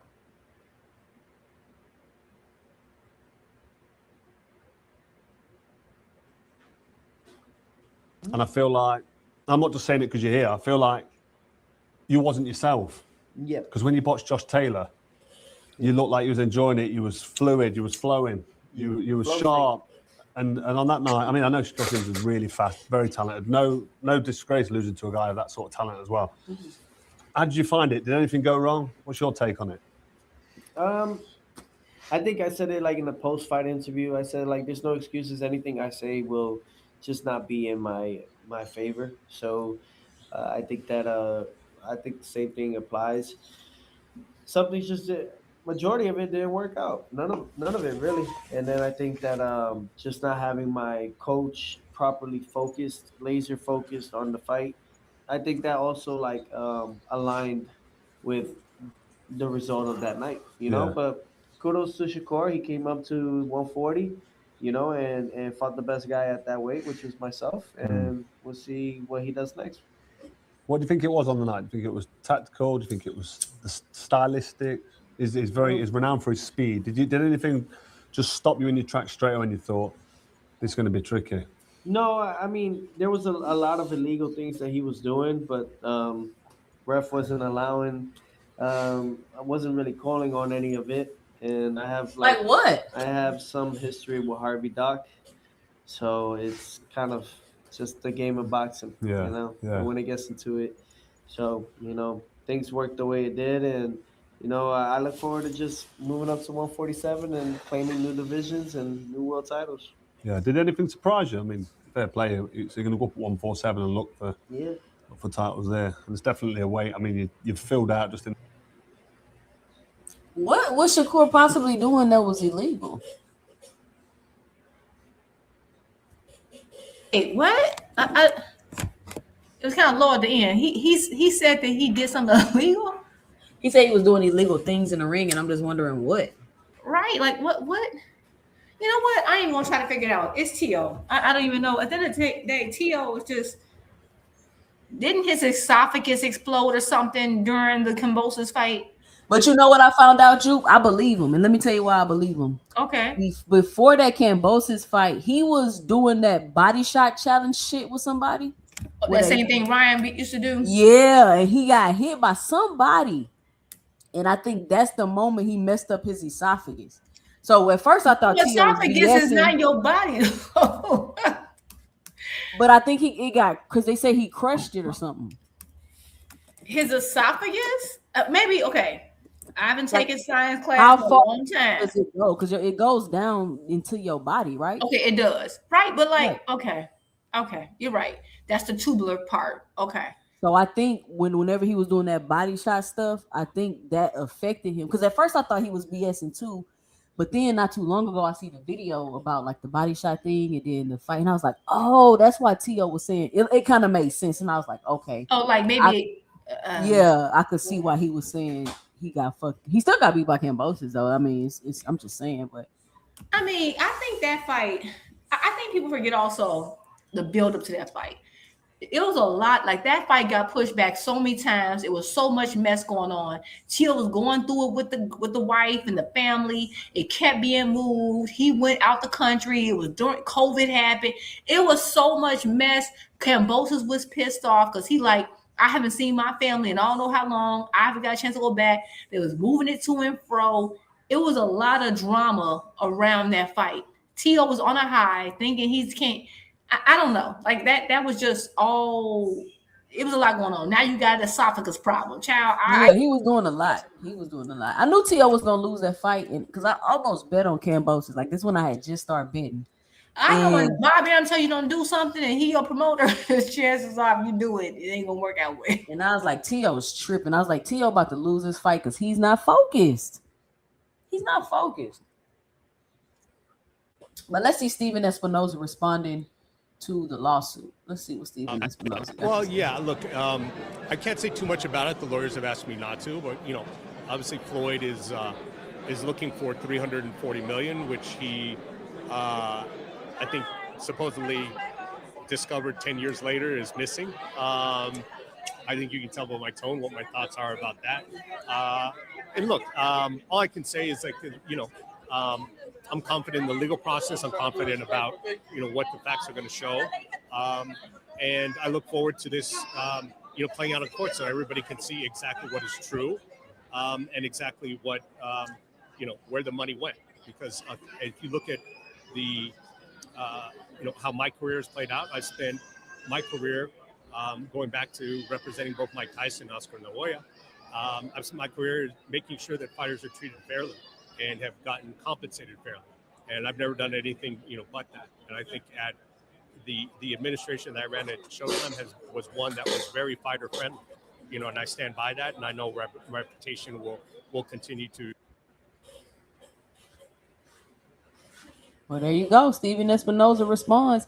I think anybody kind of taking that lawsuit serious just wants to hate on Entertainment and PBC and Showtime because they worked with so many fighters for so long, and fighters haven't gotten paid, never complained, became rich, all this other stuff. And then here come Mayweather a decade later trying to sue you for $340 million from two different fights and trying to blame you for the reason why people think he broke. So, right. What's Logan just said? I'm missing 340 million too. Right, I am too. I feel like I just suddenly realized there's 50 million missing on my bank account. It's crazy. It's like,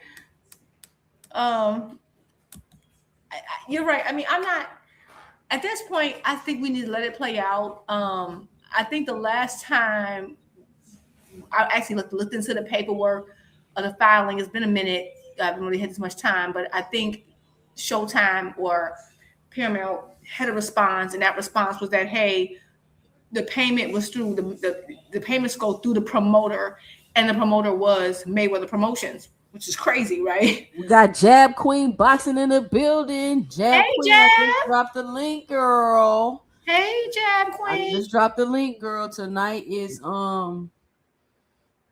grab your drink night. Tonight is Shakur night, Baddies night. Don't do him like that. Get your wine, get your hookah. I do have a little glass of wine. It's Shakur night. We got Moscato. Dondrick said he had tequila. Somebody else said they was drinking a beer. Kwee say she was on that Ciroc passion fruit. Gap that's 2 liquid. Gang say he was drinking some pink Moscato. So we on our, this is Shakur night. Everybody grab your wine and your hookah. I ain't gonna lie. I do have my little red wine right here, little sippy sip. I just poured a glass. For the glass. I just did. I really did. Wine and boxing talk. Y'all know how it go. Look, it's been a long week. Work me. I was trying to like hop on panel. I could not. When we have time, I did not. But yeah, I think. God dang, what were we just talking about? Oh, the lawsuit. I think if the money went to the promoter and Mayweather Promotions of the promoter, then they have to follow the instructions of what the promoter states, right? Because you're right, the promoter has a lot of responsibility in what goes on. So I don't know. Again, from what I'm hearing, from what we initially read, was that it wasn't even for like, I'm missing all this money from these fights. He complained about the Berto fight. He wanted to review the Manny fight. Like, he didn't even say he was missing money from that fight, but the majority of it was just like damages, like, because this got put out, and it's just like, basically pain and suffering in a sense. But the thing that bothered me in the lawsuit, which is just, I can't let it go, is that they were saying how that Al Heyman was only supposed to be paid for 1 year. And I'm like, huh? That's what he thought he was gonna work for free. Right. So you mean to tell me y'all worked together for about 16 years. He's gonna get paid for free. I mean, he's gonna get paid that 1 year, and he was basically pro bono for all the preceding years for that. So, but to me, why mention that if you're not suing him and suing for pain and suffering, so you're saying they gave Al Heyman money, right? Think about it. You're saying they gave money to Al Heyman directly. And then you just happen to note, by the way, he shouldn't get paid for anything for 15 of the 16 years that he worked with me. Because if you think about it, if the money was going to Al and he was taking a portion out, it's not unfathomable to think that maybe that's his portion if he's getting paid 10%, right? If he's getting 10%, if you made $1 billion and he's getting 10% off of just as your advisor and manager, and then also remember all the other deals you've made, all the other promotional deals, all that, 340 million don't sound far-fetched from that, because the average promoter charges 30%. So that would be about right. So I just thought that was weird that he was like, oh, by the way, he's pro bono for 15 years. That's slavery. You can't just that's illegal. Right. You can't not pay somebody for 15 years. It's crazy. Shout out Jab Queen Boxing on the panel. What up, Jab? What's going down? What's going down? What's the conversation? Well, I don't know how long you've been listening, but right before we started talking about we were talking about the Floyd lawsuit, and I brought that up because now he owed IRS like $7.5 million, and they won't let him get a passport because I think he was supposed to have a fight in Japan or something. And I'm not understanding some foreign country like that. Why is Floyd scheduling all these fights, but he's not fighting them? Well, that's a good question. This is definitely going to put a damper on his exhibition, because he was supposed to do 2 exhibitions and then an actual fight with Manny. The exhibition is first, and then the fight with Manny, and then I believe now it's going to be Tyson. I thought it was Tyson first, but then there's some sort of scheduling conflict and something going on with the money, so we don't even know if he's going to fight that fight. But he has to fight Manny Pacquiao, or he's going to owe, Netflix a lot of money. So he has to actually fight that fight. These other fights, I don't know. I suspect that Floyd Mayweather is having a cash flow problem. I don't want to call him the B word, not Money May, honey. But I suspect he's having some sort of cash flow problem. And I'm pretty sure it stems from, mismanagement of money. He's still spending at the same rate that he was when he was boxing, and he's no longer boxing. So the money's not coming in as fast as it's going out. I mean, who knows? Poor thing. Yeah.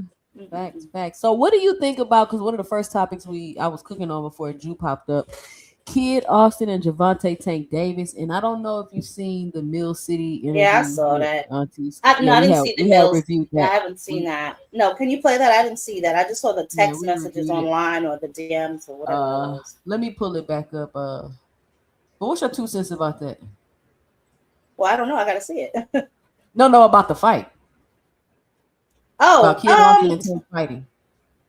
Oh, please. I mean, a lot of people are high on Kid Austin. I'm not. I mean, I think he's aggressive. I think he has power. But as far as technically sound, I don't think he's anywhere near Tank. I mean, I think, I don't know. I guess they're shooting for the stars, honey, but I don't think so. I don't think he's ready at all. He's passed no real test.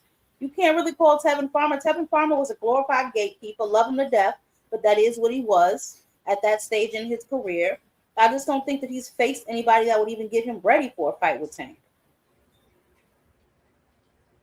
Well, Auntie Skull feeling different. Let's see what Auntie Skull got to say. If you just got in, we about to run this back. Mill City. Look at Mill City's face, y'all. Messy City. We're gonna call it Messy City. That's exactly what he is.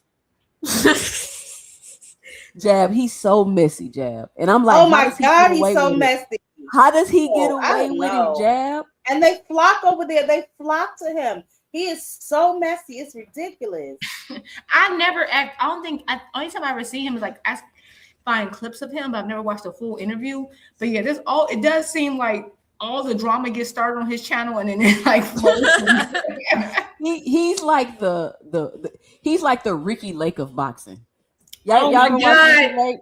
And then you know how you be watching Ricky Lake, and then you hear that doorbell, and Ricky Lake be like, "Uh-oh." Yes, Yep. I'm so happy that you mentioned. I ain't thought about Ricky Lake in so long, but yes, but the people who was around during that time, Ricky Lake was the shit. I still love the drama. Yeah. Ricky Lake was the first TV show, I think, first talk show I think I ever seen somebody get slapped on. Oh, they slapped each other on I think Ricky so Lake, too, because boy. daytime, like Oprah had the whole, very like high class, some dramas on there too. Then you had Ricky Lake, and then I guess Jerry Springer busted like Ricky Lake opened the door for Jerry Springer. She though. absolutely did. She Yes, started Yes, it, and then he just knocked in the door, waving the pole forward, acting a fool, and he just took it to another level. But yeah, Ricky Lake was drama. They don't give Ricky Lake enough credit, man. They don't. I used to love watching Ricky Lake at school. So this is Mill City is the Ricky Lake of boxing. If y'all ain't never watched Ricky Lake, go watch a couple. You'll be having a good show, and they'll be telling the story, and then Ricky be like, "Uh-oh, it's a doorbell to ring." She be like, "Uh-oh," she be standing there smiling and shit. The crowd. Y'all remember Jenny Jones too? Do y'all remember Jenny Jones? I don't know if I watched Jenny Jones. I might. Jenny Jones, yeah, she was messy too. She was a little messy too. So messy. What was his name? Jerry, not Jerry Springer, but the other Jerry. Anyway, I'm too old. But anyway, yeah. Yeah. All right, Jenny Jones was a mess too. The Ricky Lake of boxing. Here we go. Was like, what are we doing? Is he going there? Well, we're gonna fight here. That's all I'm about. It ain't no beef. It ain't no crazy It's stuff. not no beef, man. Some people make it a beef, but it ain't no business. It's boxing business. You know what I'm saying? Right. I haven't heard anything as of yet where he's going to be at 35 or 40. Hopefully in the next couple of days we'll hear something. Yeah, that's all it's about. But either way, it's gonna be a good Oh, fight. Jenny on Jones. either end. Yes, I used to watch Jenny Jones too. Man, Tank is coming back, so these guys better be ready. They better be ready. Look at Auntie Skull. He is happier than a rainbow person with a bag of inappropriate items. I can't stand you. See, you see how she just is messy too. So it's so messy. He's a fraud himself because he don't be having that same energy when he not on when they not in his face. He don't be keeping that same energy. He be talking super spicy about Tank. So you need to knock it off for his phony self. By the way, is that Barry Hunter? Is that Barry and a Hunter? Barry and a Hunter. Lord, is that Barry Hunter with Breedy?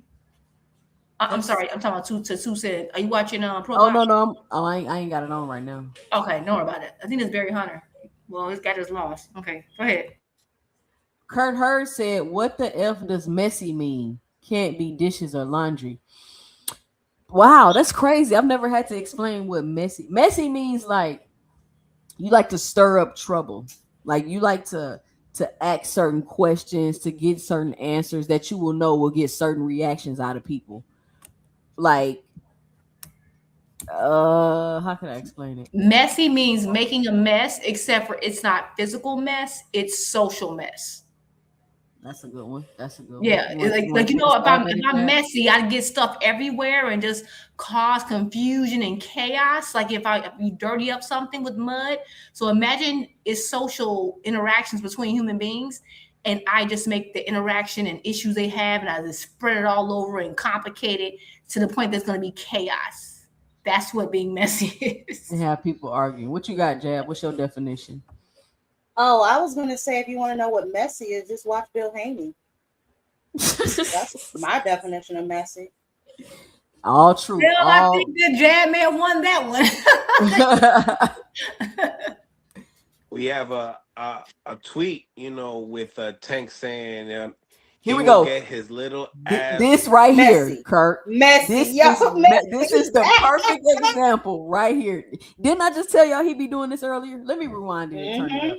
I gotta watch, and I want y'all to watch how he squint his eyes, act like he having. Look at his lips, how he point them lips out. All right, here we go. Here we go. But a tweet, with Tank saying he will get his little ass whooped. I have none of those twitches that Tevin has. I'll beat the dog shit out of this.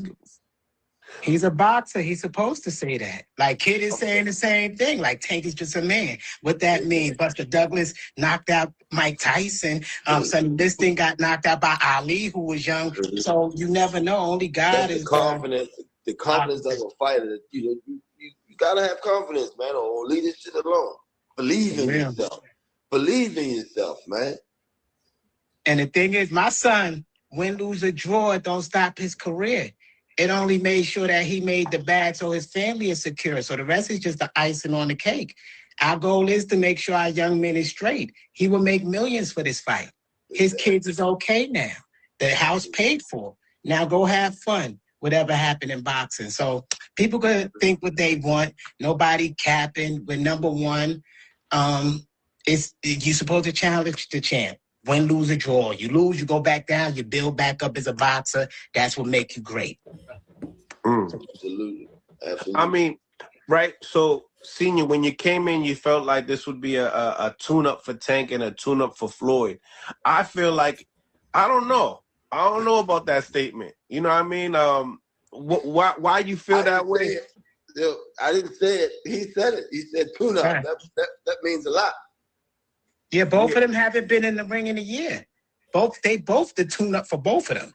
No matter which way it's gonna go, they both been out of the ring over a year.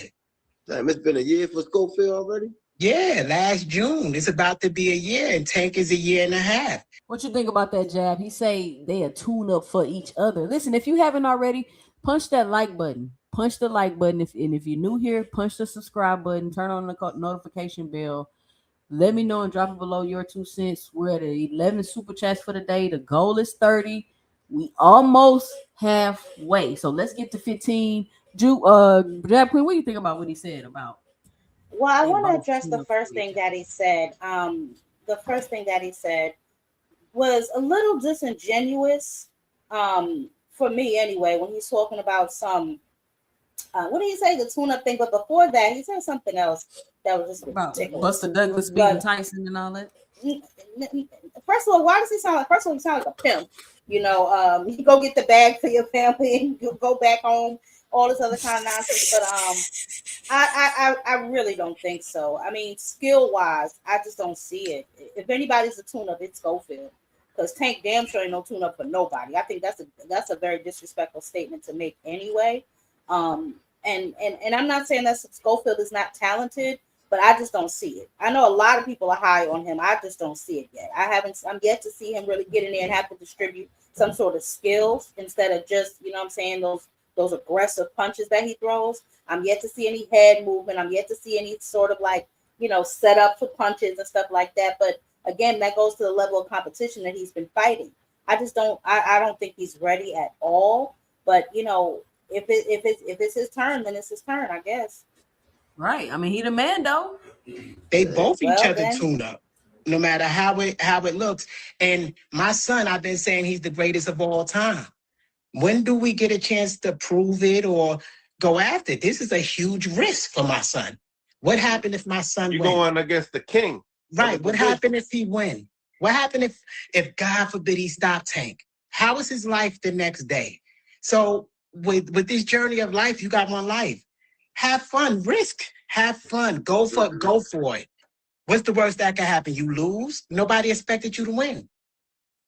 So, it's a win-win for my son no matter what. Just getting in the ring is a win-win for him. Just to be in the ring. Listen, y'all, Auntie Sco can't wait to feed his son the Tank. Do y'all see his face? I mean, really? This is weird, man. Oh my goodness. So I think he, like I said earlier, he does have a point. It's just not as he didn't consider all variables. It's like I get what you're saying, Auntie Sco, but no. Yeah, like I get though. But think about it though. It depends on how far you really think your son could go. Like for example, so you got Floyd Schofield. I think he is talented. I think he's a very talented kid. I think he got power. Is there some things he can fine tune? Yes. Do we ever believe that there? Okay, what do we think he can fine tune enough? Like, will he be in 2, 3, 4 fights? Will he be at the level where he can beat Tank? I don't know. I don't see it. We'll see. I don't know. But at this point, let's say he don't think that. Let's say he feels like every single potential fight is a threat that Floyd could lose. Of course, you might as well take your first loss for the biggest amount possible, because even if he doesn't do well afterwards, it will still give him a name recognition because he'll be a former Tank opponent. I think that's what he's looking at. He's looking at Whitley. He's looking at Ryan. He's looking at all these other guys who are now headlining. Think about it. We've had 3 cards headlined by people that Tank stopped or beat. That's what he's thinking. I'm telling you what he's thinking right now. So he feel like I can risk that fighting Muratalla, but I mean, then what? Man. Payday. You want payday? I know that. I love that clip because exactly. I'm not saying now if you want to put the investment and you think Floyd can get better, then you wait. Right. But I think they like forget it. Time's waste for no man. Boxing splintering. Let's go for the gusto. I think they just want to bank on it.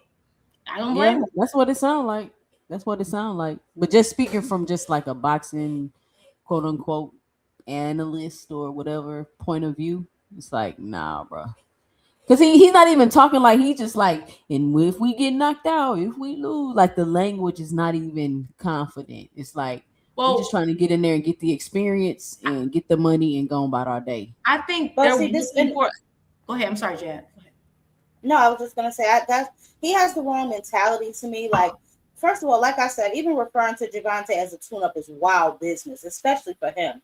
Like, you've been out of the ring out of your own volition, right? Like you probably need to work more than Gervonta. You know what I'm saying? He's way more experienced, so it's gonna almost be like second nature to him. And you coming back after a year off going against Gervonta.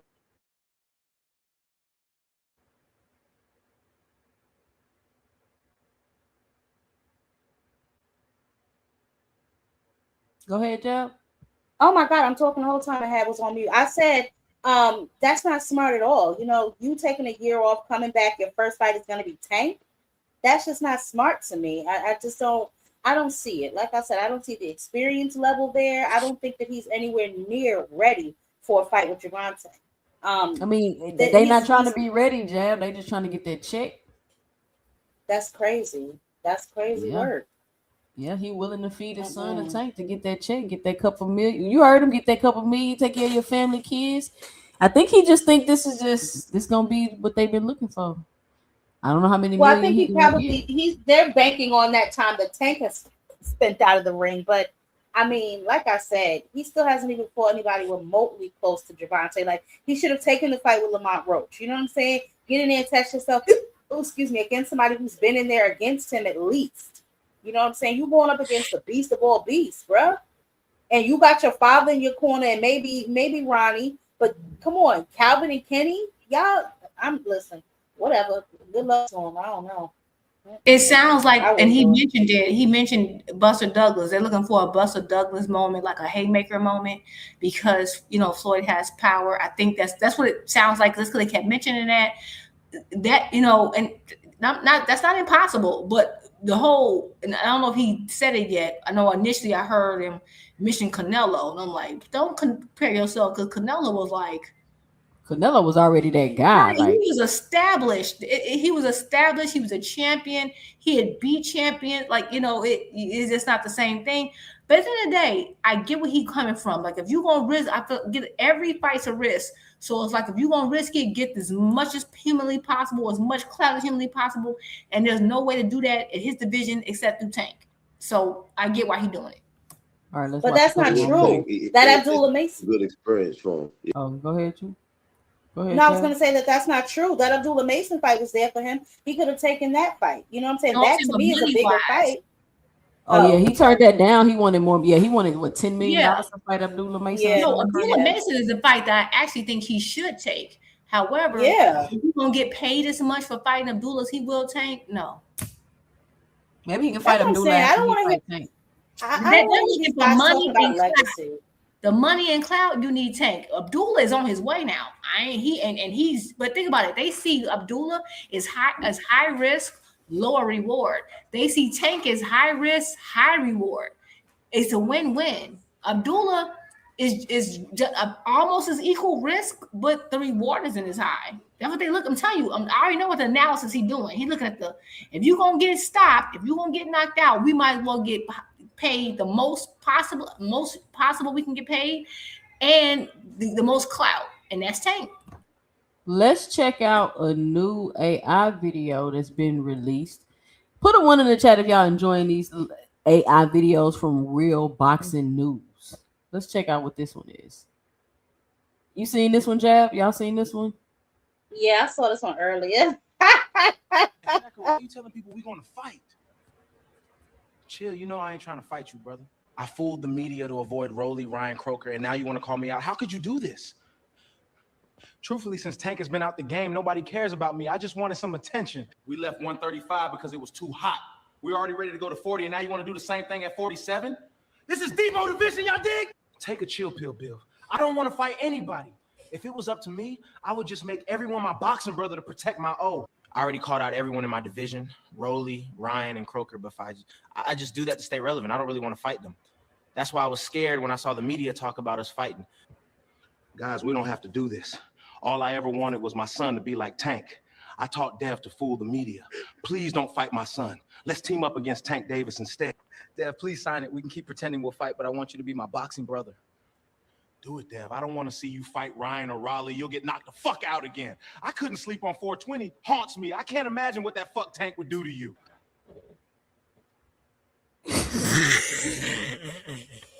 Why they be so dramatic though? Who is making these videos? Real Boxing News. They gotta stop. They must be please stop. This is so Oh man, that shit's funny. Why Bill had on hand wraps? You know what? That's a good point. He did. Why did he like, so do you just tell? I don't even know how to make an AI video. I think you just tell how. I don't even know how it's made. I don't even understand it. Okay. I think they probably just put the characters and tell the scene. I don't know where AI has gotten crazy with making this stuff. So yeah, because I keep, oh my God, I've been trying to find a way to keep AI out of my YouTube feed. It be just craziest stuff I be seeing. I'm like, what? That don't make no. Man, I think I understand it. It has its purpose, but folks going crazy with these dang YouTube, these AI videos. Because yeah, why the hell you're right? Why did he have on hand wraps? But I don't think Devin did. Did Devin have whatever? Don't even rewind it. I think he had on hand wraps when he pushed them. That's crazy. But I will say, and I again, fan Shakur, love Shakur. I think he's super talented.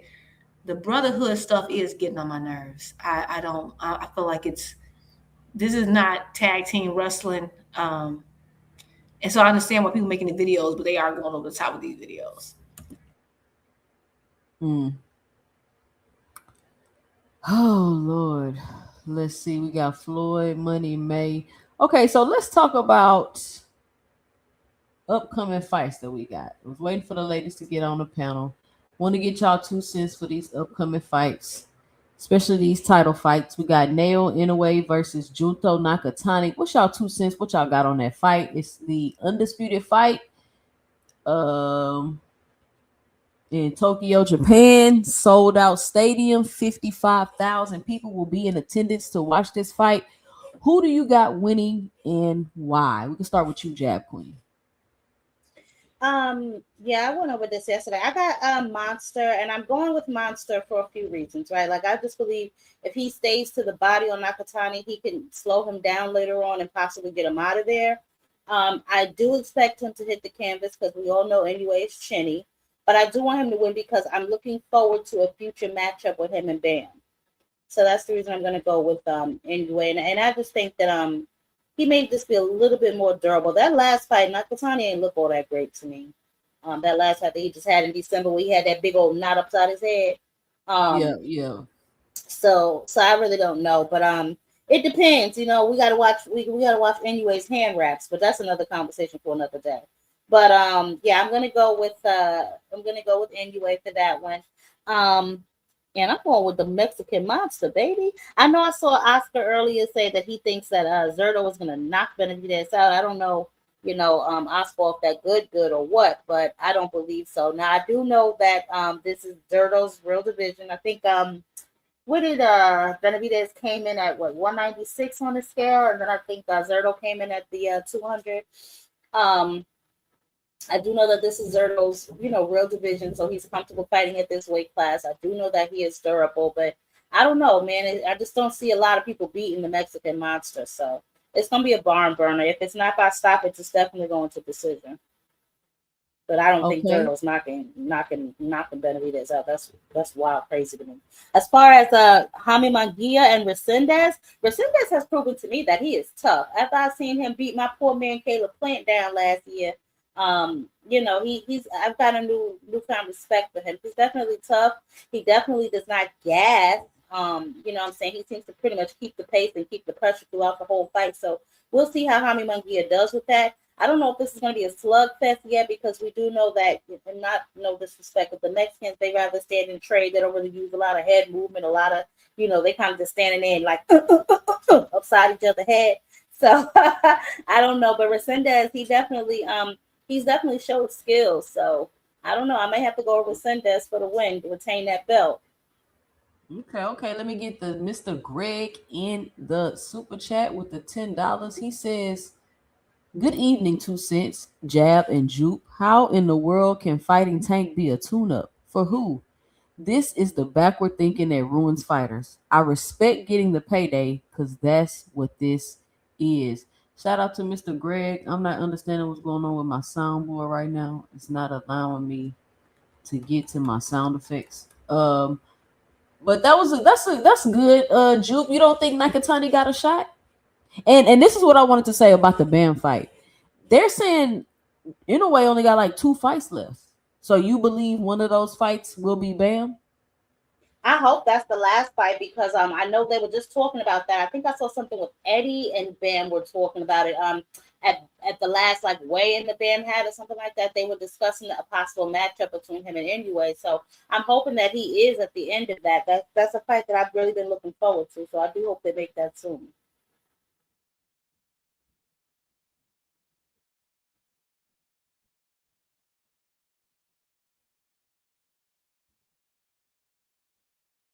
But yeah, the rest of us I still don't know. Jupe, what you got? What's your 2 cents? Naoya Inoue, Junto Nakatani. Let me get your 2 cents about that and the rest of these fights.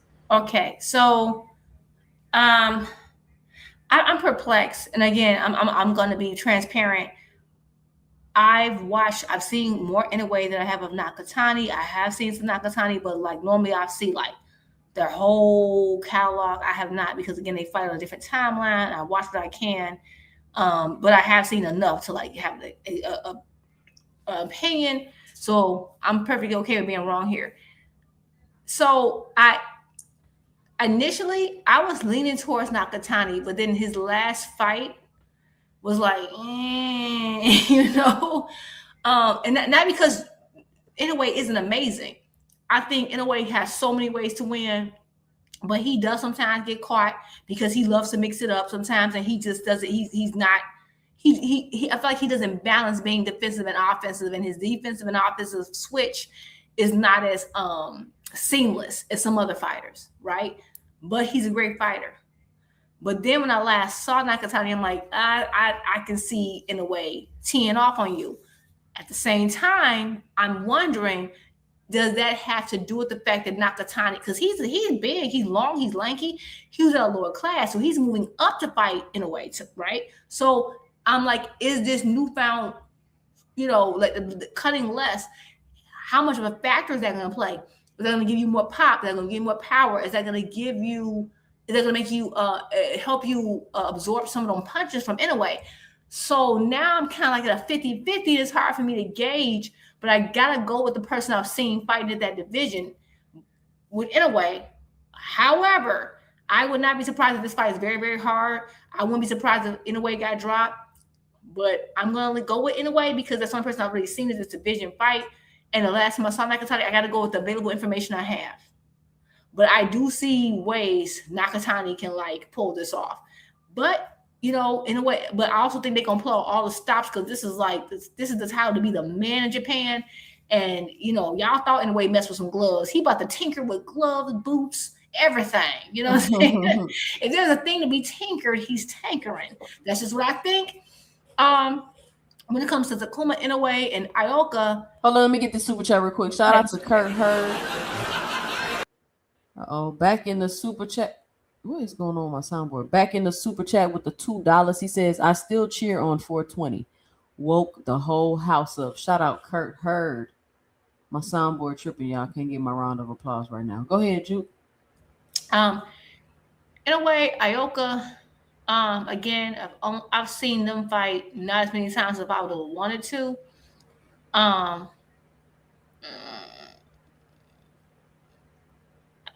don't know what my gut keeps telling me Ioka, but I'm gonna go Inoue. Benavidez Ramirez. This is the fight that I'm nervous about it. And everybody's telling me I'm tripping. Why am I nervous? Do I think it's not because I don't trust Benavidez's skills? I absolutely do. I'm full-fledged behind him. I have my doubts, full-fledged behind Benavidez. I think he's the more skilled fighter. It's just that 25-pound jump. Everybody keep talking about, this person's a multi-division champion, blah, blah, blah, blah. Y'all talk about that, especially them itty-bitty, teeny-weeny weights. When you're jumping up 3 pounds, when the difference is a ham sandwich. Eat a ham sandwich and now you're in a new weight division. No, this is different. Big-ass jump. No, for real, because, if you look at traditional boxing, half the weight classes weren't there. Mm-hmm. It started I think it was featherweight back in the big day. Now you got minimum weight, straw weight, junior straw, all that. You didn't have that. This is a big 25-pound jump. That's huge. That's not I'm going from 135 to 140. That's not this type of jump. This is a 25-pound jump. Meaning, okay, now you got to see how well you carry the weight, how well, what you punching like, what can, you're not used to getting punched with somebody who's 25 pounds bigger. And then you're also going to rehydrate. This is a whole different ball game. And so I'm looking I'm tempering my expectations for Benavidez, not because I don't think he's great, but because you can only be great to a certain point. I love Tank. I think Tank's amazing. You are not going to go up and just fight Boots Ennis and make it easy. It's just not going to happen. Okay? Right. Size is a thing. And that would be a bigger gap. So it's probably not the best example. However, that's why you give heavyweight so much credit, because they're not protected by weight. And so my concern is okay, you're not we saw Benavidez get more knockouts at 168. He went to 175. He started going the distance more. So now I'm wondering, what are you going to do with big-ass Ramirez? Are you going to be able to eat his body? Now, I do think he's faster. I think he has better defense. I think he has better offense. I think he's better in pretty much every category. But it's just a matter of, what can you take the punches from someone as big as Ramirez? And just to let y'all know, remember, Ramirez's trainer is Malik Scott, who's a heavyweight, and he's bigger than his trainer. That's all I want to tell y'all.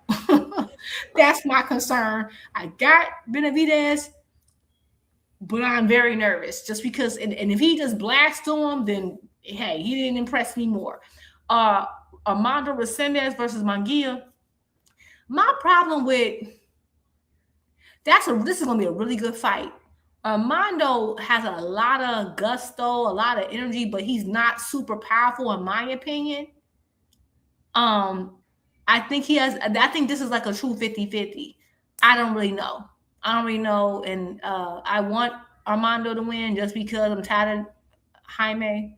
Didn't he just Jaime had 15 years to make me a fan and he didn't, so F him. You know, I'm not joking, but like it is what it is with that fight. My bad. I ain't even going with it, but that's just my opinion.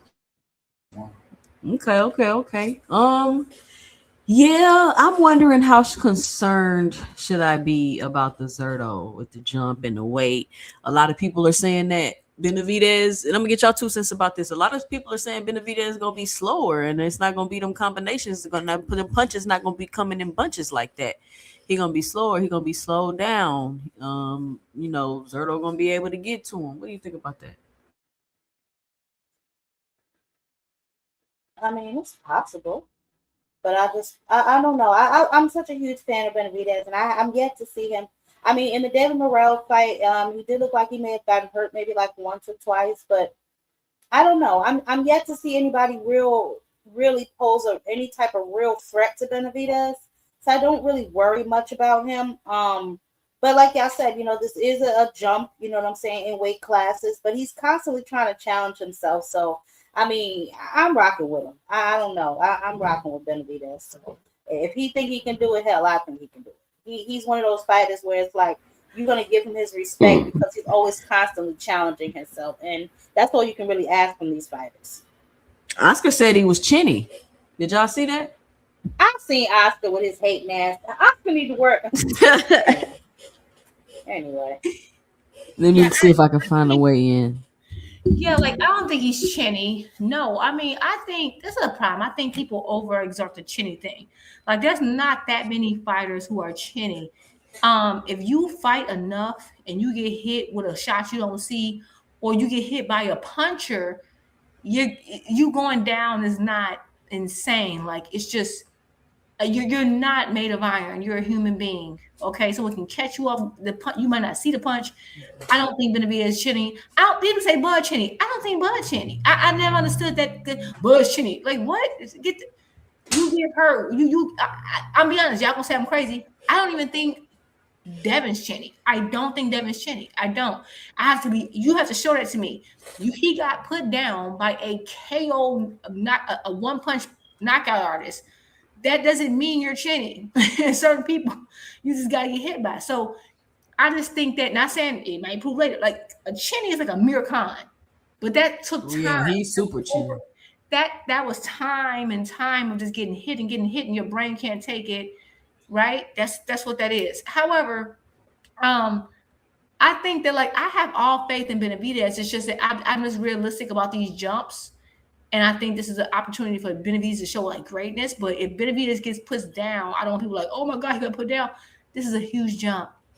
And could he be slowed down? We have to see. I don't know. Like, everyone can't do that jump. Everybody's body isn't made. And again, but Benavidez is a big guy. But seeing how big Zerto is, I'm like, you're gonna chop that tree down. Now Morrell did hurt him, but Morrell hurts most people. I don't think I've ever seen Morrell fight anyone and not hurt him. Morrell has power. Like, Morrell, even if he go to decision, Morrell tends to hurt everybody. And Benavidez said that's the hardest puncher he got punched back. So I don't really like charge that against him. Morrell tough as hell. I think Morrell's more powerful than Zerto, but I just think that the power on the shot. So that's why I'm just concerned, because I understand how big of a jump this is. And people be like, oh, this guy went from super featherweight to featherweight, and this is this big, huge jump. No, it's not. I mean, this is what I think too. And I want y'all to let me know what y'all think, because I feel like everything that I've thought about and theories I had about fighters moving up in weight over the years has been dispelled these last few years when I'm seeing smaller fighters moving up and being bigger. They're not looking slower. Their conditioning doesn't look like they're having problems with their conditioning. Like all of these things that I've seen other fighters have issues and challenges with moving up over the last couple years, I haven't seen fighters having those same challenges like that, if I'm honest, when they're moving up throughout the division. So I'm really wondering, like, I always think these things are going to be an issue when these fighters are going up, and then they get up there and it's like they looking comfortable. They ain't even need to get acclimated or nothing. So I'm wondering if that could possibly be the same situation here, because I would have the same concerns. You going up, 20-something pounds? Will you be slower? How is your conditioning going to hold up? How are you going to take your opponent's power? How are you going to look without any acclimation to the weight? But it seems like nobody is asking those questions or is even worried about that. What y'all think about that? So I'll say this, right? And to answer your question, well, from what I think anyway, from the points that you made about them moving up and them not, looking like it's affecting them at all, I'll say it's because the majority of them were squeezing their asses in weight classes they didn't belong in anyway. So when they move up, they're finally probably closer to or actually in the weight class that they belong. So of course they're going to look stronger. Of course they're going to look healthier, because now they're not having to drain themselves so much to fit into a certain weight class. Like, to me, Devin looks good at 147. He looks like he'd probably be his full, complete self at 154, but he looks way better at 147 than he did at 135. He looked like the walking damn dead at 135. When he had to step on the scales and make weight and stuff like that. So I think that now we're just seeing guys, maybe when they finally make the jump, look at Rolly. He said he's more comfortable now at 147. He feels stronger. He feels at his natural weight. I think it was a matter of them just kind of squeezing themselves in weight classes that they didn't belong in for whatever type of advantage, or for just the competition, or whatever the case may be. They were doing that, and now some of them aren't. I agree 1,000%. And I think I'm like overly cautious about fighters I like. Like, I like David. I want him to win. I want him to come through. But I am like just tempering expectations because of the side, because I know what it could be. David's a big guy, but looking at Zurdo, he's a bigger guy. If he was coming up, like if this was David Benavidez versus Bivol, I wouldn't be saying none of this. If this was David Benavidez versus Beterbiev, although he's scary, but no, right? Because it's like David, and to me, David's bigger than both those dudes naturally. It's just that like Zurdo could have been a heavyweight a long time ago, and I think that's why he didn't have the power, because he's one of those people that you mentioned that was scrunching down. And I agree. The reason why we've been seeing guys move up and we see no difference and they look even better is because they should have been at that weight. What did Bomac say about Bud? He could have been 168. Remember, Bill Haney, Devin could have been in 154. I've been saying this for the longest. There's few fighters who fight at their real weight, and then the people who do fight their real weight, we trash them. Like Tank's one of those few fighters. Loma, like one of the few fighters. It's like them. It's like there is very limited guys who are fighting at their true weight, but they don't have to. Like again, if Toussaint was to fight a fifth grader, that she can squeeze down and beat that fifth grader. You don't have to be your full strength to beat a fifth grader. You don't need to be full strength. You don't got to get knocked out. You're still gonna beat them because you're just naturally more mature, bigger, stronger. Period. Right? It doesn't matter. So that's what these guys have been doing, and that's why the whole I'm moving up and down and chasing greatness is a gimmick that's kind of turned stale. Because it's not the same thing. They're not doing what Henry Armstrong did. Henry Armstrong had to be weighed in the same day he fought. And with a 3-time undisputed champion, it's not the same now. That people are, I'm jumping up and fighting a new. Yeah, that's why you keep seeing people jump up, fight in a new division, and they're bigger than everyone in the new division they're in. That's not like, that's what they're only going to be in the record books. Yeah, but there's people in the record books you don't even know about now. I heard someone today say Bud's the first 3-time undisputed champion. Y'all talking about record books. That's literally factually untrue. That lets me know y'all don't care about the record book. right? So at the end of the day, I'm concerned for Benavidez because I'm just worried. Like, okay, I'm just acknowledging the side. This is a jumps you can make in boxing. There's the two biggest jumps you can make in boxing. That's from light heavyweight to cruiser and cruiser to heavy, because it's limitless. If someone comes in 100 pounds heavier than you, you got to fight them. There is no fat crap foul. You are not protected by weight. That's all I'm acknowledging. And so I do expect him to come out on top because I think he's a better fighter, but you can be better at everything. If someone's bigger than you, it does make a difference, is all I'm saying. Facts plus tax. Look at Benavidez. He looking like he bigger than Zerto, though. Girl, wait till side by side. It do. It like he bigger until they get side by side. I'm like, ooh, dear.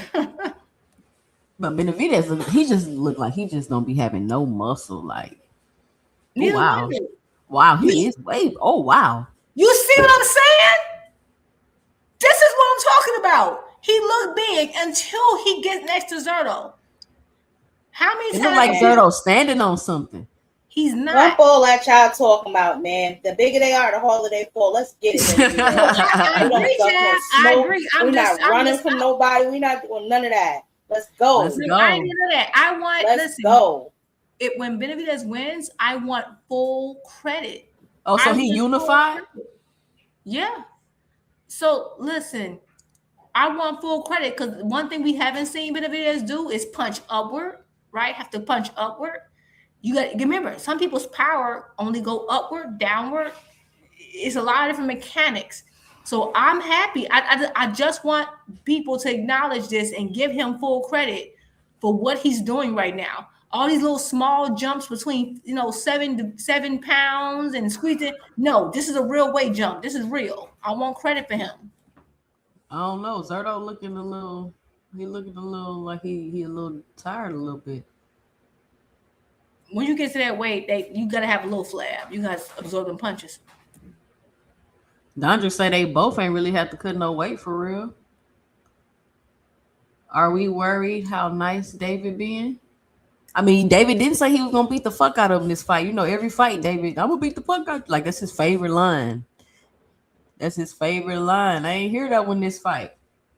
No, he did say that. He said that to Fight Hype earlier today or yesterday or something. He sure did say that.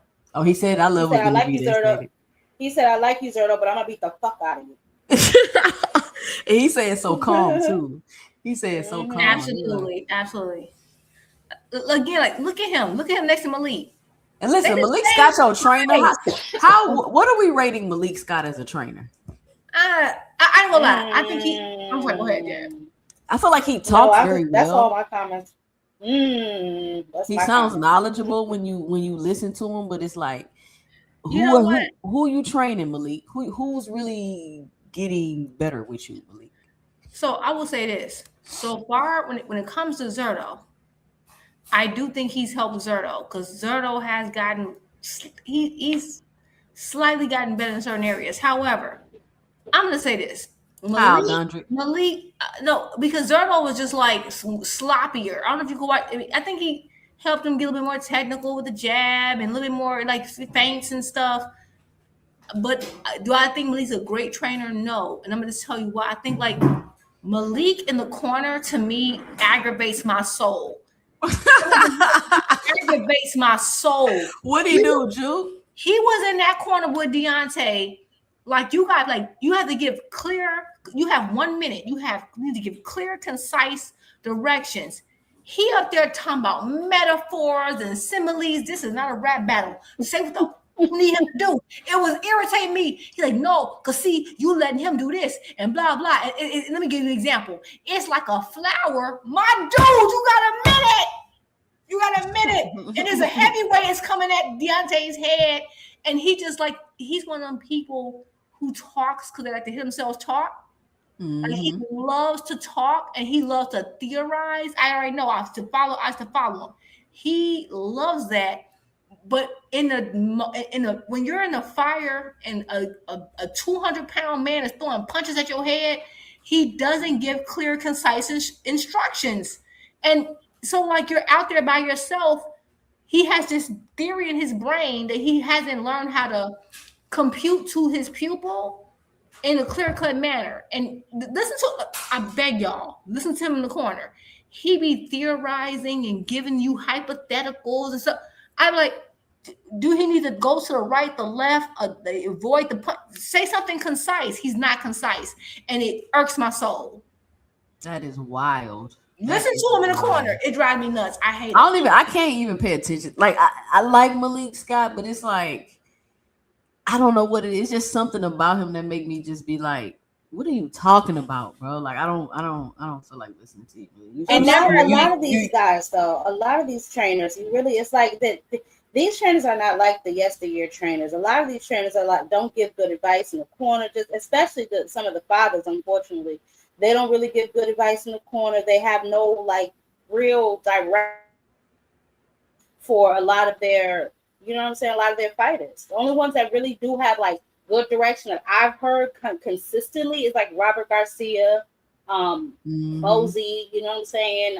Guys like that. But the rest of these fly-by-night guys, it's like, I don't know. You know what I'm saying? They don't really give good corner advice. A lot of these guys are front runners, and they don't know how to bring their fighter mentally from behind back into a position of, you know what I'm saying? Shout out to Kurt Heard with the $5 in the super chat. He says, will David finally get his dues if he washes Zerto like Yard?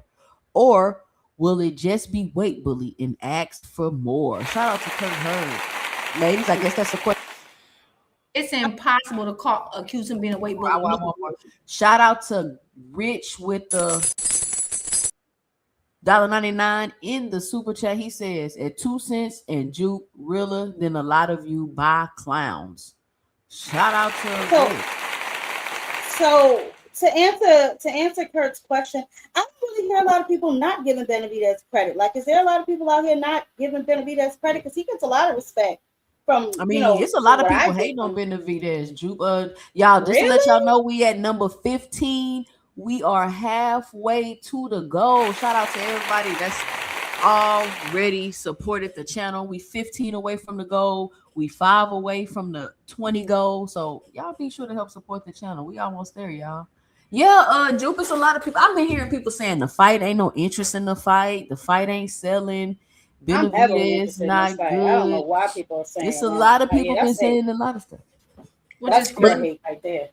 But this is what I want to ask y'all after we get through these questions. I got a question for y'all. Go ahead, Jupe.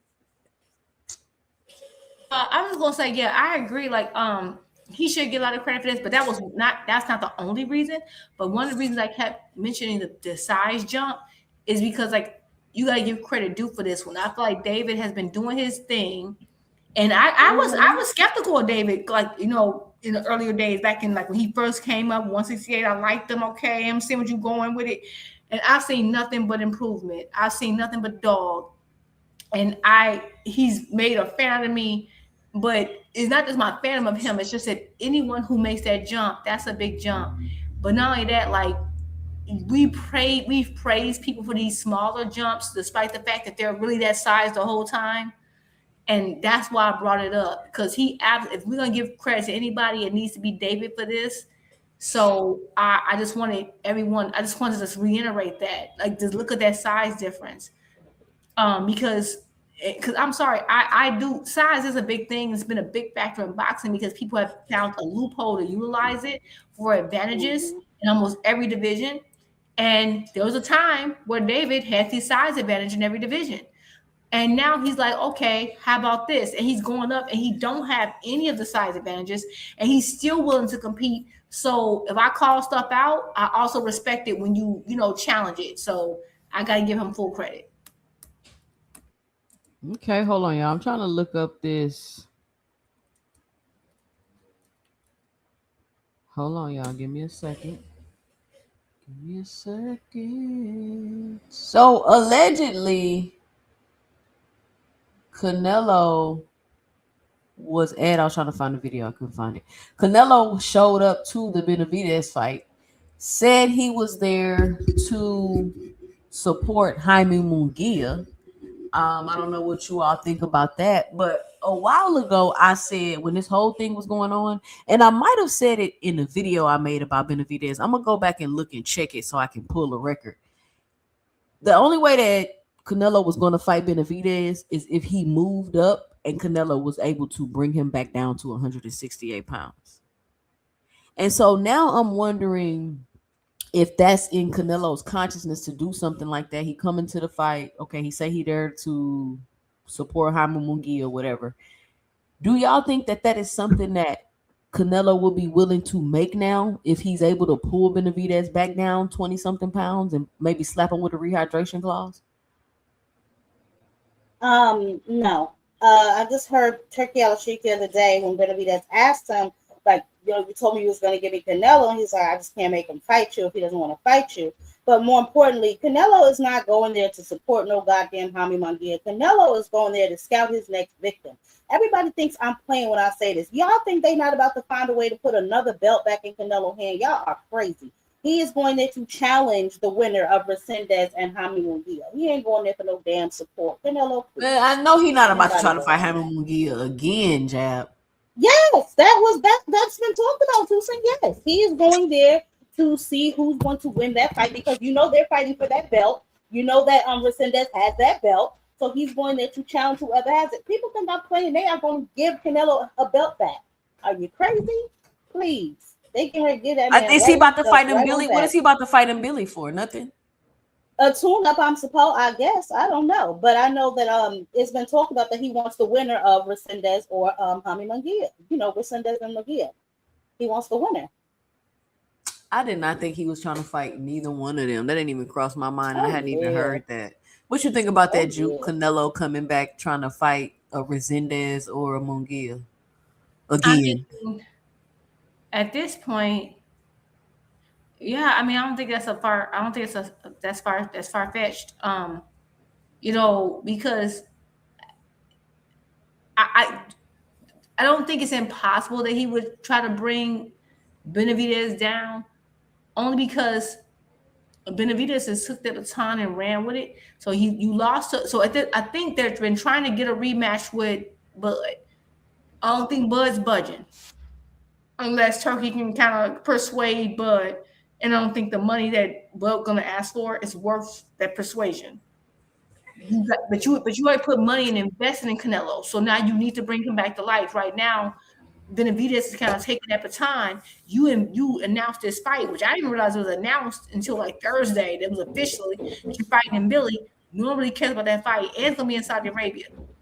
So you got to find a way to like make that fight worth it.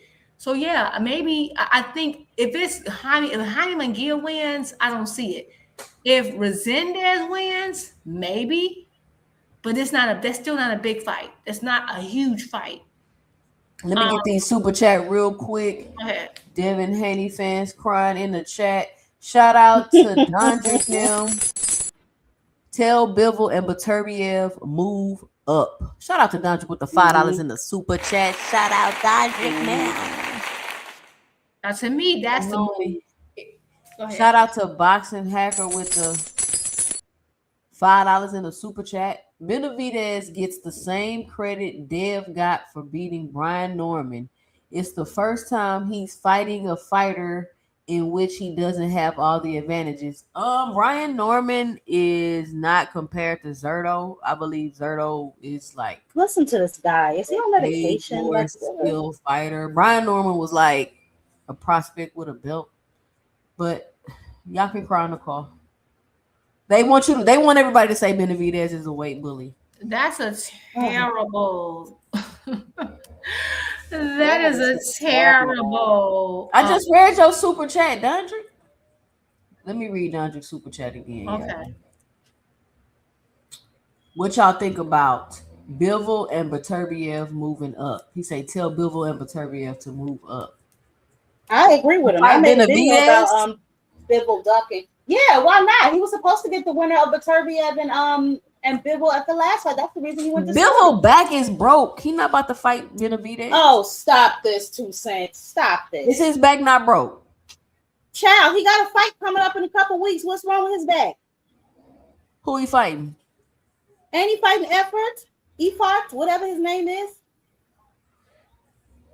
I mean, he's not about to get in there. Ain't nothing wrong with his damn back. Is this his first fight out? This is his first fight back after his injury? Yeah, Okay. I think So so. this is my thing. I know people. I think in boxing recently we expect everybody to keep moving up. Now, I'm not saying they should move up.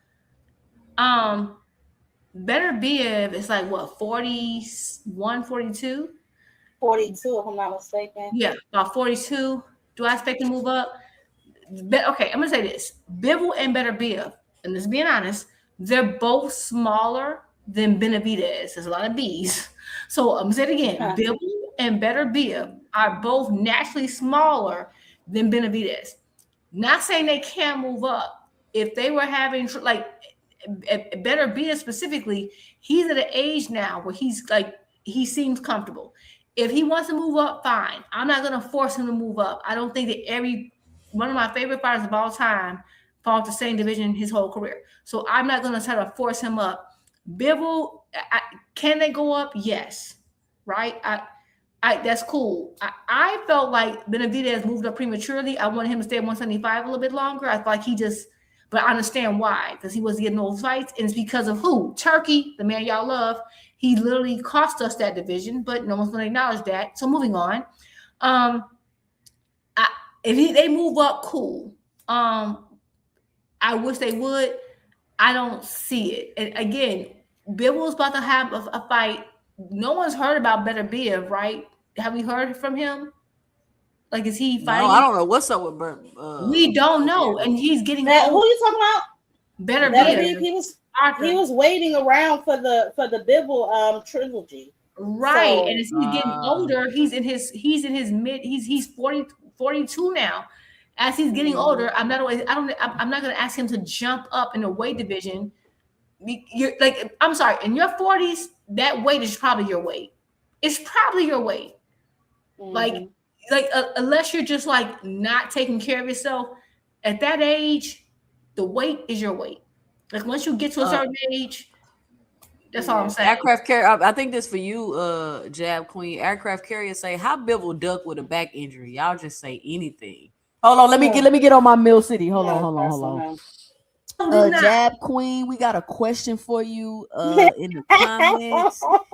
It says, how Bivol ducked with a back injury? Ooh. Which one? Who would you like me to address first? Y'all just say anything. Jab. Okay, Jab so if I'm not mistaken, he dropped his belt so that he wouldn't have to fight Benavidez. Is that not how Benavidez got his belt? Wait, he responded, Jab. Hold on, he responded. The man had a back injury. 3 laughing emojis. What you? Oh my goodness! To that, Jab. Stop it. Well, first of all, he drop his belt so he wouldn't have to fight David Benavidez. If I'm not mistaken, that's the manner of the event. Now he was out with his low back injury, and now he is back. And instead of fighting Beterbiev, who's been waiting on the shelf for him, he's decided to fight Afro. Now, what he does after that, we will definitely be watching. But to answer your question, like I said, he dropped that belt so he wouldn't have to fight Benavidez. If I'm not mistaken, that's the manner of events. And then Dondrick can tell me if my timeline is right or not.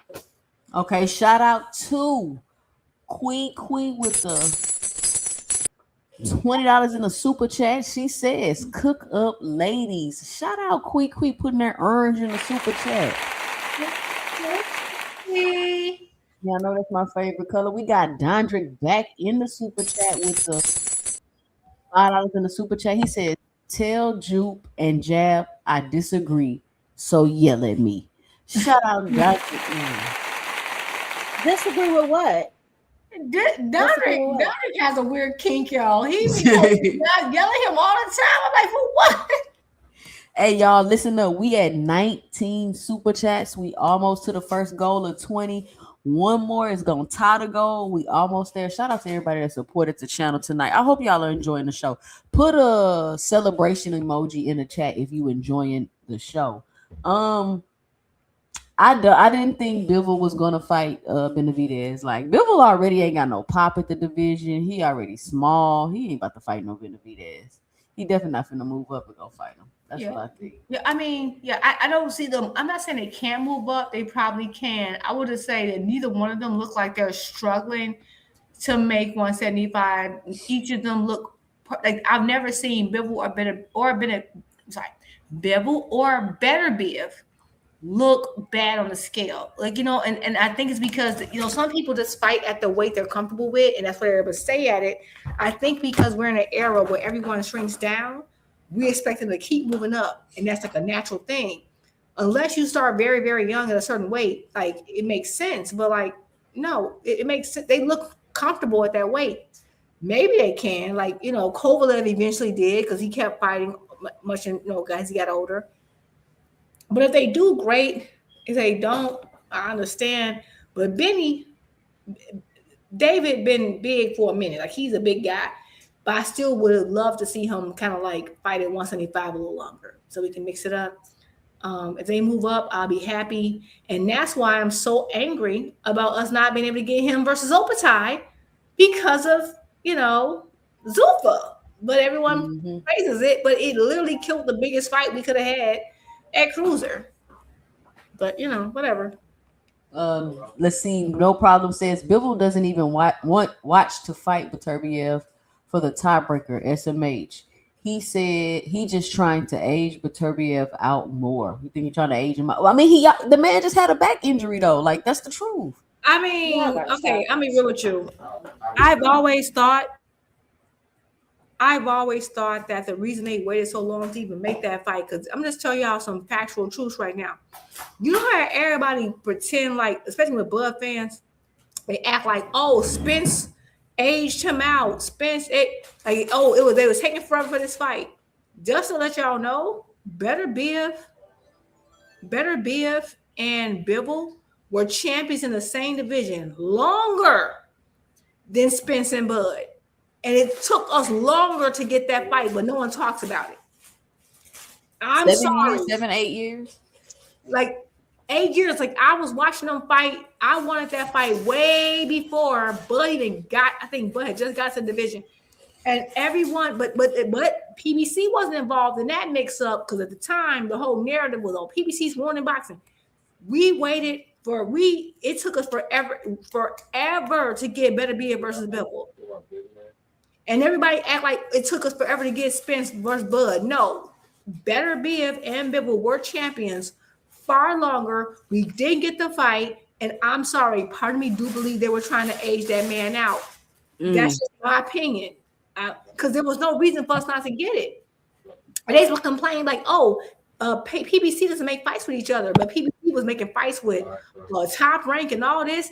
And then we never got that fight, and no one complained about it. And then when Turkey got in the mix, they're like, "Oh, we got to praise Turkey for it." But no, because guess what? That initial fight was on ESPN, Top Rank. So it's just that was the real age out, in my opinion. But it is what it is. Everybody, they trying to do a double age out. It was crazy. Like, I'm trying to do a double age out. They want to get this man in his mid-40s. I wanted that fight. I think Bud may have still been 140. I think he just came from 147, and they were both champions. I'll never forget seeing Better Biv fight Voracek. Like, that was a long time ago. Speaking of Bud, I know y'all have seen the recent tweet. I know how y'all have seen Bud's response to the interview that Jaron Boots Ennis did when he was asked if he could beat Bud and this and that, and then Bud came on X and he started responding. So have y'all seen Bud's response to people's response from his response? Have y'all seen that video? No, I haven't seen that video. I covered that slightly last night, him just being a hater. I don't know what the problem is. So up today and decided to hop on the internet, and I'm gonna show you Bud's response to people responding to his response from Jaron Boots Ennis. What's up, y'all? Man, I woke up this morning feeling grateful, feeling thankful, feeling blessed. Man, I'm living a dream, baby. I'm living a dream. I'm out here in Tokyo, Japan, just going on me a morning walk. Nothing is more peaceful. My kids is great. My mom, my grandma, my sisters, nephews, nieces, they great. What more can I ask for?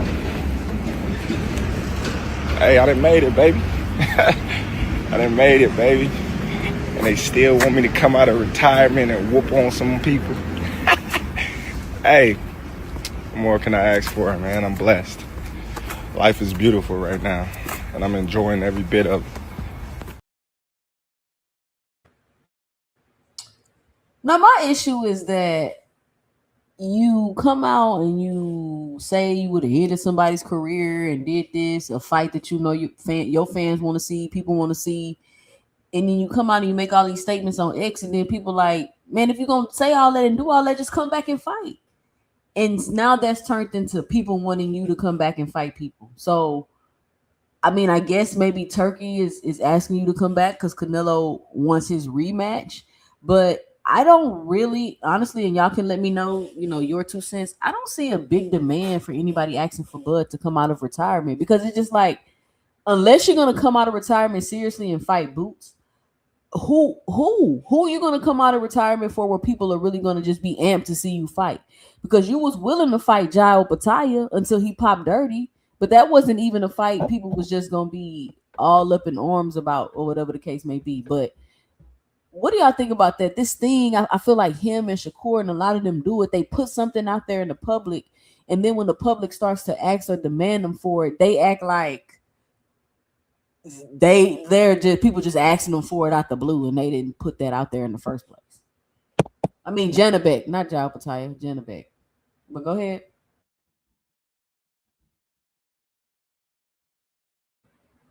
Yeah.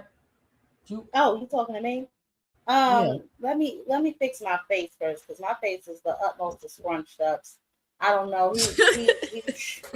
He triggers me. So first of all, you're 100% correct, right? They all have like this syndrome. It's like they say something and then it's like they put it on the people, like the people said it or the people want it. Meanwhile, the whole time it's like they're like they can't stay out of the spotlight, so they have to do something to get their name back in the circulation. It's like, oh my God, it's like this attention whore era that's like irritating my spirit so much. I hate a mother that just want to be seen so bad. It bothers me. Oh my God. Nobody wants you out of retirement. Nobody asked you to retire, in my opinion. And I went over his resume last night with a whole bunch of his fans crying, and of course Banda got on my panel trying to attack me. But boy, you really didn't do much, in my opinion. You got the EJ win, you got the Canelo win, and you decided to retire off of that. Like, I just don't get it. But it's like, if you're going to be retired, then be retired. Stop saying, oh, people want me to come back. People want me to. Who says that? I don't see nobody with no pitchfork and picket signs, Bud, come back. Nobody's checking for you, my boy. Move around. Go. I'm glad that you're traveling. I'm glad that your children are safe. I'm glad that your family is doing well. Go enjoy that. Stay off the internet. Stop running your mouth. Go be happy. Like, go, move around. It's annoying me. Move around. Go. Shout out to Ray Davis. He says Beterbiev and Bivol was held up not because of Top Rank. It was because of WC Suleiman not allowing the belt to be put up due to Russian invasion form. Look it up. Like I said, he took the bag to make it happen. Oh yeah, it was definitely political why the fight didn't happen.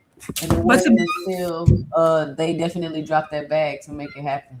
But to be fair, they were champions before that conflict even happened. Like that's why these people understand. I remember that they were champions in the same division before that conflict went to that level. Like that was the excuse. I go back and look at the record. Everybody like, oh, it took so long for Spence and like everyone always talk about Spence and Bud. They were champions at least in the same division, at least a year or two, way before Bud even got to 147. Before that conflict. Just want to let y'all know. I think Benavidez been trying to fight Bivol for a minute, right? Or no? Yes, he has. Yeah. Bivol definitely does Benavidez for sure. Like I don't think it. I just feel like people have been watching boxing as long. If you just started watching it when the Ukraine and Russia stuff, no, they were champions in the same division. I remember when he beat old boy from Canada, gave him the brain bleed, all that like that. No, they could have been fought, but no one pressed it because PBC wasn't involved, and you had no one to blame. You only had Maximum and Top Rank to blame, and at the time, mainstream media wanted to elevate them and trash PBC. But the minute you came with Bud, it's like, oh, we got way to scapegoat PBC and blame him because the suspense there. So what do y'all think? How do y'all think a fight with Bud and Boots go? Because there's some people like Boxing Hacker just making it seem like Bud ain't like just Bud would just end Boots. Like it's people that really believe that shit. Bud said that Bud would really end Boots' career. It's been a hot topic all day, so I definitely want the ladies to discuss it and talk about it. Cash Crypto also made a good point. He said Benavidez, Boots, and Rolly the GOAT, Sugar Rolly Romero are the most ducked. And you cannot deny that Sugar Rolly been getting ducked. Most recently, he got ducked by Devin the Dream, turned into a Nightmare Haney. But how do y'all see a fight between Boots and Bud going at this stage? And I think a lot of people aren't considering the fact that Bud is 40 years old, y'all. I don't know if the snack don't still continue to have a youthful oomph, especially when you're going against a fighter in their actual prime. And I said this earlier, we've never really seen Bud fighting a fighter in their prime. Why do we think he's going to come out of retirement and do it? And you know what somebody told me, Jab and Juke?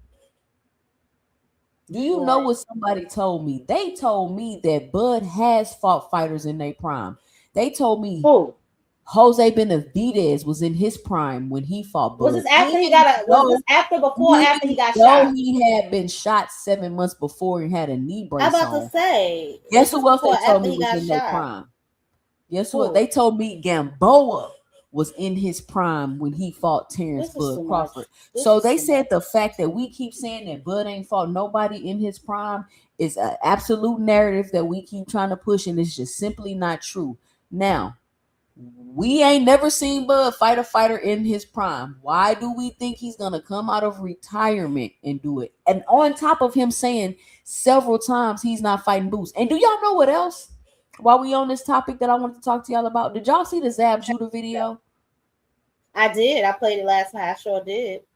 I did see that. I was also pointing out how Bud ran with this narrative about how he tried to make a fight with Boots, and Boots had his opportunity to fight him when it was just simply on his face not true. Because if you listen to what Zab Judah said, if you listen, he really said that Bud was trying to pull Avanesian off a card and make a big chaos of somebody else's card so he could fight him and practice cheating with the busted gloves instead of trying to fight Boots. That's what Jab Judah said. He said, yeah, we were trying to make the fight. He didn't say all that. He didn't say all that about no gloves. He said, you putting a lot on it. He didn't say nothing about no gloves. I mean, he didn't say that, but I'm just saying that's what happened. And so when you hear that, it's like, okay, Bud, like it really sounds like you had them talking to Boots, but you never had no intentions on fighting them because you was trying to pull Avanesian off the card that he was already scheduled to fight on and mess up the card. That's Honey, when I brought up the fact that he was Bud's mandatory, and Bud got stripped for not fighting him, honey, they damn near drug me to hell last night, so I left it alone. But I will say this, right? Because somebody said he inherited that mandatory, sure, whatever. The bottom line is he didn't fight him. That's just all I know, right? And he continuously said he didn't want to fight him. Yeah. He didn't fight him. He continuously said he wasn't going to fight him. He got stripped for not fighting him. He lied about trying to make a fight with him. Like, what are we talking about? Y'all ain't never seen Bud acting like this about no fight. Delirious. But the thing is this, right? And here's the thing. A lot of and that's why I complained last night about why you got so much animosity towards this man. Like, you didn't want to fight him, so move around. You didn't want to fight him. Now all of a sudden you would have ended his career. You had your opportunity to end his career, but you didn't take it. So you said he ain't bring nothing to the table. You said his name never came up. So many narratives. I don't know. All I'm saying is Boots got Bud looking crazy out here, man. Bud buddies, y'all Does gotta he? listen. Bud buddies, this is what y'all need to do. Hit Terrence up in the DM. Be like, hey Terrence, I love your work. I'm a huge fan. I got a poster next to my bed on the wall that I kiss every morning when I get up. But listen, you gotta chill with the Boots thing because you're looking real insecure out here and everybody's starting to catch on. The narratives are starting to become unraveled. Zab Judah has put you on blast that you've been lying this whole time about making a fight, and that looks extremely weak. But please stop this now. Signed, your favorite Bud buddy. Kissing emoji. Yeah, that's a great letter. That's a great letter too, Flint. No, I endorse that. So this is my opinion on that. Like with that whole thing that came out, I don't believe Bud dug Boots. I don't think Boots dug Bud. I think this is what sucks about it. And I think I was talking about it with a few people in the chat, in KO's chat and your chat before, and everybody's chat. Cam, everybody. I think the problem is that this wouldn't even been resurfaced if Bud fans weren't so eager to try to make it look like, oh, Bud really wanted to fight Boots. There was an opportunity for him to fight. No, he didn't. Does that make Bud a duck? No, because I understand. Bud is at a level in his career. He's trying to make top dollar. He's trying to I get it. My thing is, once you try to make it look like you want to fight someone and try to make them like the duck, that's a bad look because you still have the opportunity. You still have the opportunity to fight them. Don't talk mess about them now when you still have all the space and opportunity to do so. You should just let that lie. People gonna compare you because Bud had an amazing career, the accolades, top tier, great. When it comes to the competition, there are some questions. And I'm sorry, I don't care how great you finish your career, people gonna question it. Floyd Mayweather has one of the best resumes in boxing history, and people still question and say, well, he didn't fight this guy. It's just the nature of the game. You got to be able to deal with it and accept and be comfortable with what you left behind as your legacy. Once you retire, you have to say, I look back, I'm okay with this. But apparently the second you did, there's Boots right there and you're not. So I just think Bud fans did themselves a disservice trying to make it look like, oh, well, Bud would have fought him and da-da-da-da. I'm sorry. Let's be realistic. Beyond the receipts that we already got, there was no way in high heaven or hell Bud was about to entertain a Boots fight right before the multi-million-dollar Spence fight. It just wasn't happening. Let's be real. It wouldn't have made sense. Bud ain't never done nothing that don't make dollars and cents. And so now you want us to believe that, oh, I was going to fight him and da-da-da, and he made the call. And I think it was Rick Water said, oh, well, you said that Tank fans called Shakur. It's the same thing. I said, it's not the same thing. Because the people who Tank signed to, the people that back Tank, everybody who Tank has been aligned with his entire career contacted Shakur. And Shakur acknowledged it. BLK Prime has always backed you. Yeah. And not only that, they contacted the right people. They contacted Bozy. You know, everyone knows not to contact no dang on trainer for a fight. They know you were signed. They know you had an agreement with Steven Espinoza. That's like that stuff Bill do. Like he hit you in your inbox and act like he's trying to make a fight. Yeah, it's like what? It was a Devin Haney move. That's all I'm saying. It was one of those. I'm a contact you. That's what I keep saying. That's what bothers me. When I hear about Tank, Tank never addresses, Tank never announces, his team never announces when they reach out to people, but you hear about it through their people because their official representation heard about it. If you're going to tell me how you contacted the trainer, the spit bucket guy, that's all for show. You know who to get in contact with. His lawyer at the time was Steven Espinoza. The minute Steven Espinoza calls you, suddenly the deal can't be made. That's some BS. And then, if y'all recall, when he's getting ready to fight Avanesian was in contract for y'all remember they had to get Avanesian out of his deal.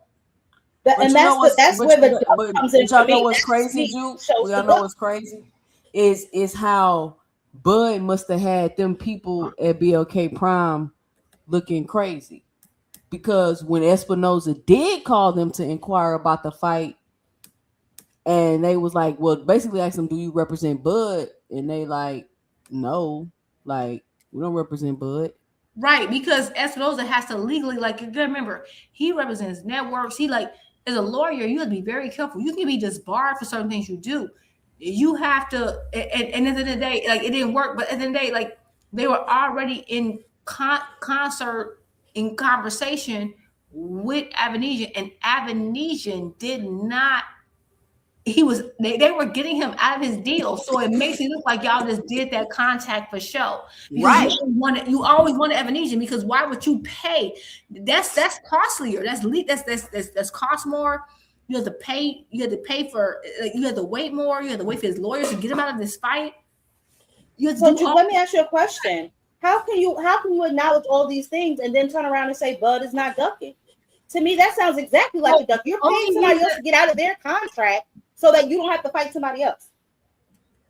The only reason, can y'all hear me? Yeah, I can hear you. The reason why I'm gonna say it's ducking is because y'all tried to paint that man as a duck, even though Bud has been the one that's saying several times he didn't want to fight him. He wasn't gonna fight him. He got stripped not to fight him. I don't understand how Bud been showing y'all this the whole time, and he make one statement like, "Oh, he had his opportunity to fight me," and then y'all just fly off the rails with that. And every time this conversation brought up is and I'm talking about they be yelling, Juke. He had the opportunity to fight him. Boots turned it down, and it's just what you say, Juke. It's factually not true. No, you're right, and that was my whole argument. I think I was talking to Drink More Water, and I agree with him on a lot of different instances. My thing was that I feel like we use the duck term, we overly use it. I feel like it's overused, right? My thing is that what bothered me yesterday, we was going back and forth. Y'all could have this could have never been a discussion had y'all just left it alone. I understand that the conversation between Bud and Boots came back up. Their defense was, oh, Boots had the opportunity, and you brought it back up, and then they brought the Zab video, and then they brought up all the instances where Bud said, absolutely not, I'm not fighting him. There's nothing else to argue. They're still trying to argue, and by you trying to make Boots look like a duck, all you did was make people examine what was said and done and dig up that Zab Judah video that makes you look like a duck. Because I was not going to ever call Bud a duck. I still not going to say Bud's a duck, only because at the end of the day, could you have fought him? Yes. And now all it looks like is that you chose Avanesian over Boots. That's all. It made it worse. It like, had you just shut up. Sometimes this is my problem with that whole squad. Shakur and Bud, shut up. Shut the hell up. Y'all talk too much. You make it harder to, they be like, you're not a real Bud fan. Yes, I was. I don't think Bud ducked. I don't think it was a ducking situation.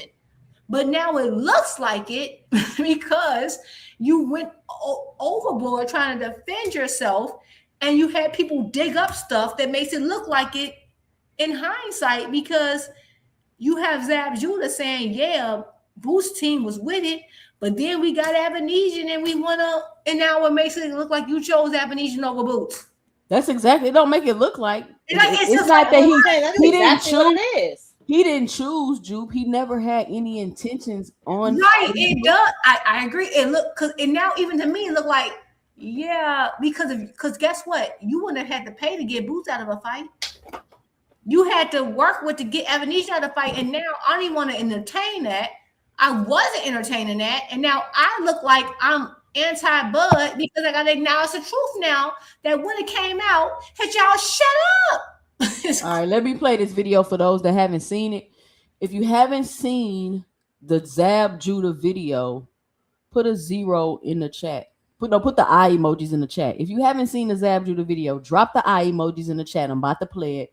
We're currently at 19 super chats, 1 super chat away from hitting the first goal, which is 20 super chats. Well, 21 super chats to break that goal. So we're 2 super chats away from breaking the first goal of 21.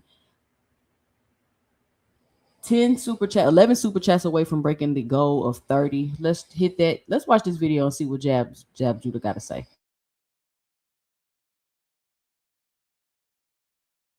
It was just talks. There was no contract, no paperwork. Because what Bozy wasn't really trying to you know. No, none of that. Bozy was down. Bozy was down. It's just, just everything got caught up. The other fight happened with Crawford. The Avanesian? Yeah, the Avanesian fight popped up. So then just business just like sidestepped, and then it just, so it was like it was nobody that ever like ducked from nobody. Boots didn't duck, Crawford didn't duck out. Everybody was willing. At the time we were representing Crawford, so we was stepping up for Crawford and Boots at the time, because I remember myself having a conversation. They was interested. They was like, "Yeah, what's up? Let's talk." But other business came up, so we had to move on. Man, y'all was never representing Crawford, bro.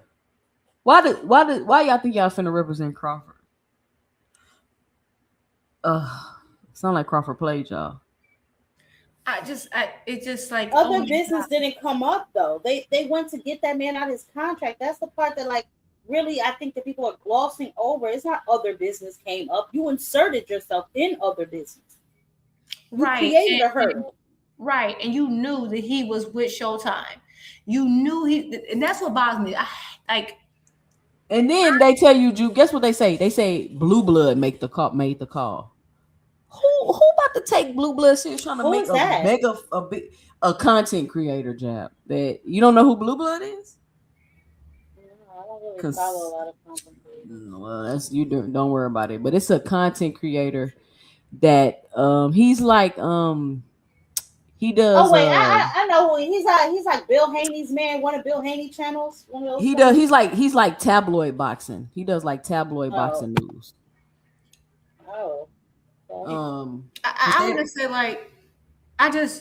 we went down this.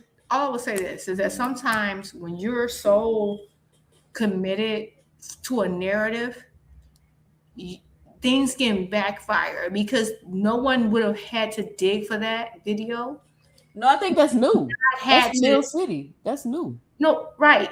Oh, with that? Yeah, that's new. You heard that was Mill City asking the questions. Yeah, okay. That's Messy Mill. That's Messy Mill. Okay. But what I'm saying is that sometimes, like, let's say the reason why Mill may have asked is because it's a topic now. Stop. Like, sometimes, like, Devin has got caught up the same way. Stop accusing people as a you know a reason why two fighters that sells and they're like big nut names. Not saying they're perfect, but they don't get caught up in stuff like this is because they don't go around accusing anybody of ducking them. It's Tank and freaking Canelo, Boots too. Canelo, like they don't go around accusing anybody of ducking them. Like you can't. All this, like when you're trying to pay narrative, it's really PBC fighters don't do that. Like none of them. No, I agree. Oh my God, you're right. And we didn't. That's another thing. You don't get this. I feel like it's a cat and mouse game. Rarely do you see PBC fighters like everyone's ducking me and blah blah. The fights get made, everyone gets paid. There's no crying. It's the other entities that get all this crying and drama to bring attention to themselves. And we know them from crying and drama. We know everyone else from just like, oh, you put on these good performances. We're interested. You have this personality. You have this persona. You have the style we like. We're going to watch you. And everyone else is just, it's like tabloid reality TV drama. At the end of the day, I'm not going to say Boots ducked, whatever, or Boots didn't duck anybody. Boots never got that opportunity to fight Bud, and I feel like people want to say that to make themselves feel better. The fact that we never got that fight, does that mean Bud ducked Boots? No, but I just feel like them trying to push that narrative only makes Bud look worse and worse, and you just dig a rabbit hole into information where it's better had they just shut up. If you're secure in what Bud did, let it stand and be done. That's what I'm saying. Like people want to compare Boots' career and Bud career. I'm like, guys, they're a decade apart. They're a decade apart. You cannot compare their careers. Boots is like 28 years old. Why are y'all doing this? It doesn't make any sense. I don't get it. It's like Bernie, their whole team is like they're very insecure about Bud for whatever reason, and I don't know why. Is it because Bud really feel like he ducked him himself deep down in his heart? Like, what is it? I think the problem is that they cross paths. They cross paths. And yes, they're 10 years apart, but Bud is kind of like an outlier. He is older, but he's more preserved because he didn't have a lot of these harder fights back. And like I said, Boots and Bud career is going to be night and day in a sense. I think they have some similarities. Do they fight the same? No. Best videos. We just played. My bad, you. We just showed you the video with Zab Judah, who literally said he talked to him about trying to make the fight. He said Bud moved on to go steal Avanesian off of a card that he was already supposed to fight on and mess up their event so he can go fight him in Nebraska and practice cheating with the busted gloves. That's what happened. And right. And Best Videos comment doesn't even make sense because it says they reached out to him and they declined because they were signed to Showtime. They were signed to Showtime before you reached out to them. They were with Showtime beforehand. So that means if you were truly interested, honestly interested, you would have reached out to Showtime representative who was Steven Espinoza from the jump. But you didn't. And when you reached out to Steven Espinoza was told that whoever talking to you don't represent Crawford. So he made them niggas look crazy too. Exactly. My thing is, and that's why I've said that you know who to contact. Like I've been saying forever. It's like, oh, we want to fight Tank and we call Tank. No, you know remember that time Tank went like on a little late night, he won a little thing, like you know who to contact. Everybody know who to contact if you want to fight. Oh, he told Bill talking about he had $20 million for him. Contact so-and-so. You never contact the fighter. Everyone knows that. Everyone knows that. Matter of fact, when you got into the conversation with Rolly, did you contact Rolly? No, you contacted his people. When you wanted to fight Prograde, you contacted her, right? You know but when it's Tank, I'm gonna contact him directly, and he didn't want to fight me. When it's Boots, I'm gonna contact him and his daddy directly. They know. Think about this: when the fights get made, it's because they contact the right person. They know what they're doing, and they know that you're gullible enough. Like they know that their fan base is gullible and goofy enough to run with this mess. It's so funny. You suddenly know who to contact when it comes time to have a conversation with Rolly. You suddenly know who to contact. Like, get out of here. They knew Boots was with Showtime. I mean, well, we haven't heard anything. I mean, I it's over with. I just want to. It's done. Like the narrative is done. Like I don't want anybody saying he had the opportunity to fight him because I even think that statement in itself is dumb. So because you offered me to fight and I had whatever going on and couldn't fight you at the time, now you can't fight me because you already tried to fight me. Like it doesn't make sense. That whole I already offered him to fight. That's just a cop out to me. It's Boots like never had the opportunity, and I really don't think it even made sense at that time. Like we gotta be real. You really think that they were negotiating with Errol Spence? They knew how big that fight was. You think they were going to fight Boots Ennis before that fight? You're just gullible, and there's no point in having a conversation with you. Wow. Ugh. Well, hold on, because that timeline is a little off because Boots didn't become the mandatory until after the Spence and EJ fight, the EJ and Bud fight, because he was actually EJ's mandatory. So Bud inherited that mandatory, and then instead of fighting him, he got stripped. So that fight came after. No, but they was trying to say that they was trying to make the fight before he fought Spence. And then if you think about that too, Jupe, they was trying to mess up the Spence fight if that's what they was trying to do. If they were trying to make a fight with Boots Ennis, because they were trying to make a fight with Boots Ennis while he was negotiating with Spence, because he was trying to fight Spence. But while he was negotiating with Spence, he was secretly negotiating with Avanesian, stealing him off the card that he was already on, messing up their card so they can fight in Nebraska with the busted gloves so he could practice the cheat. Here so you go all with the busted way gloves. around, the whole situation was fucked up because you got Bud already trying to snatch Avenesian off a card and run off on the negotiations without telling Spence. And then you got Zav Judah and them trying to act like they Bud representation and talk to Espinoza and make a fight with Boots. So they was trying to interfere with the Spence fight also. Like this whole situation is crazy. Nah. It sounds very You shady. saying that-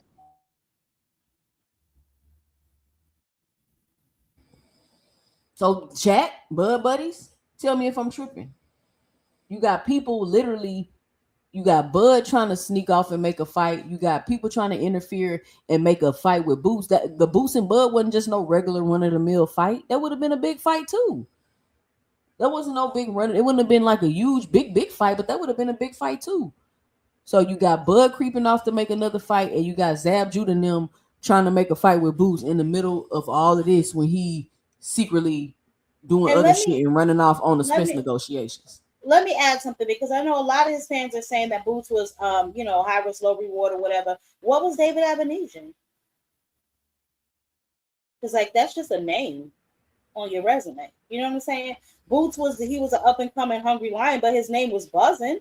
You didn't get put in a conversation with him for nothing because he's a bum. I mean, he just had no intentions on he had no intentions on fighting him. And it's time for Bud Buddies to admit that. And it's okay, guys. It's okay if he wasn't gonna fight him. That's what y'all can't ever just admit nothing because I don't know why. It's okay if he wasn't gonna fight him. He told y'all he wasn't gonna fight him. He got stripped because he didn't fight him. If you pay attention to his actions, shit, and his words, he telling y'all he not gonna fight him. But for some reason, his fans will not accept that. Because now the whole he had opportunity to fight him narrative is done. That shit is dead. It's dead, it's done, it's over. Point blank, period. So shout out to all the Bud buddies. Bud Crawford didn't want to fight Boots for whatever reason. He didn't want to. He didn't bring nothing to the table. He wouldn't have made enough money. Bud was too old. Victor Conte ain't here no more. For whatever reason that Bud don't want to fight Boots, it doesn't matter. It's okay. It's okay. It doesn't take away from Bud's legacy, his 30 belts, his 20 undisputed championships. It doesn't take away from none of that. Hold on, because I do want to touch on something. You made a point earlier about how, what's that boy name that's always on Mill City defending Bud? I think for whatever reason, they are maybe a little insecure about his resume. And I get it, right? Like, because his resume doesn't read that great, although Bud is talented. Like, Bud could fight. I'm not sitting up here saying Bud cannot fight, so y'all can, cry about something else. We know he could fight, but his resume just doesn't reflect that. You know what I'm saying? Or his selection of opponents, or if they want to say whoever they put in front of him, whatever the case may be, it just don't reflect his skill set. I don't believe it. Oh, let me get this. So they may be a little shout insecure. out to LM in the super chat with the $5. She says everyone associated with them be lying and full of the emoji. Shout out LM with the $5 in the cash. Lying and full of it, she say. But yeah, Jab, go ahead. You're right. Yeah, I just feel like maybe they're a little insecure about his resume. Bernie the boxer is definitely he's very emotional. But I guess they've been around him his whole career, so for whatever reason they always feel the need to defend. But I feel like whenever you feel like you got to defend somebody that hard, something deep down inside is not right. You feeling insecure about something. Well, Bernie the Bottom is always crying on the internet, and he feels like nobody can have their own opinion about Bud. It's like his fan, just like with this whole situation. They asked Boots, would he knock out Bud? And Boots is basically like, shit, I'm knocking out everybody. And they're like, oh, why he say he could stop Bud? Like, they got so offended. Like, he just said something so off the wall. And I'm like, but that's boxers talking trash. Yeah, that's boxers talking trash. That's what they do. I don't understand the problem either. I don't either. Let me see what other topics we got to cook up on tonight. What else is new, guys? What other things y'all been hearing around the streets? Topics y'all want to cook up on? We went over Mayweather with his brokenness. We went over the fights. Oh, did y'all see what's going on with AB? Oh, AB with the streaming. I wanted to bring that up. I think. Listen, this is what I think. I think if AB would be cool with the streaming, but his drinking, because when you watch the streams when AB ain't drinking, he chilling, like he funny. Him and Dean do whatever they doing. But when he drunk, he is just obnoxious and annoying. And it's like, AB, bro, like he always trying to get over on somebody. Like AB a scumbag, man. He's really a scumbag. But I don't know. I saw Brian saying that he'll work with him or whatever the case may be, but I think he does need to get himself some help.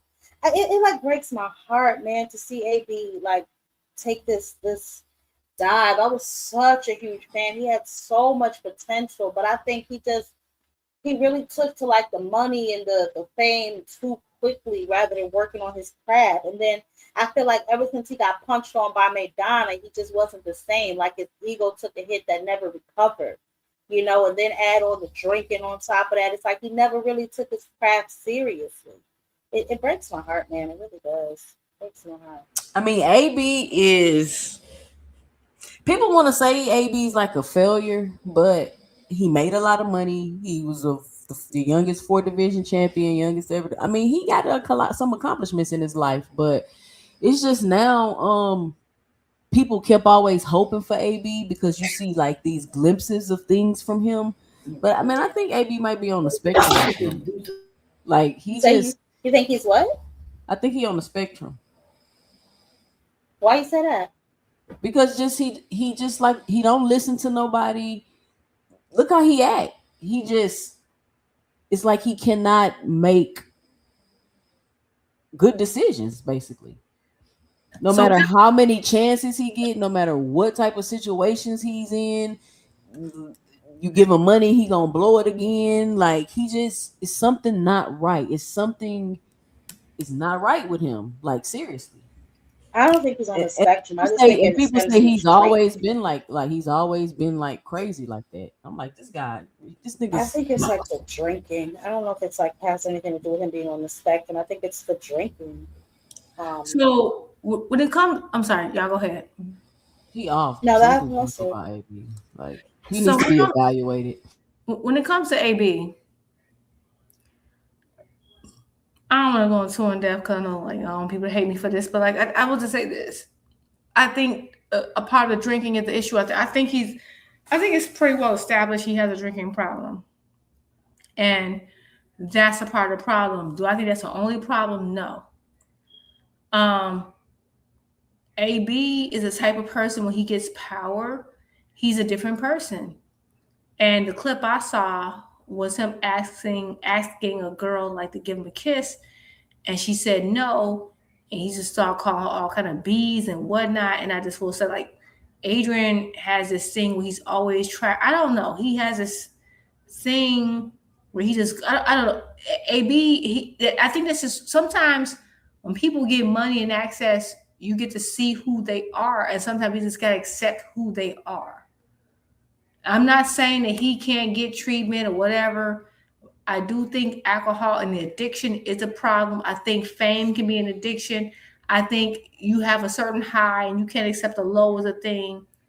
But like at this point, unless he gets the drinking under control, you're not gonna be able to solve anything else.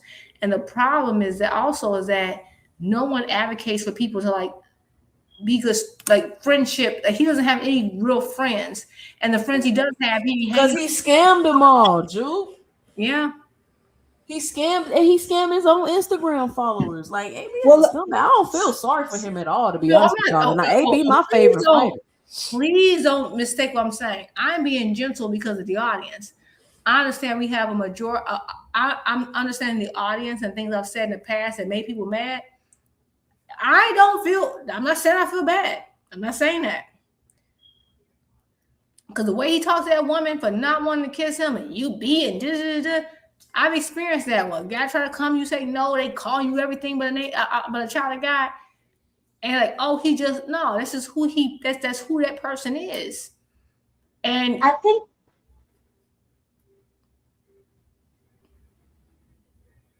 You went out, Juke.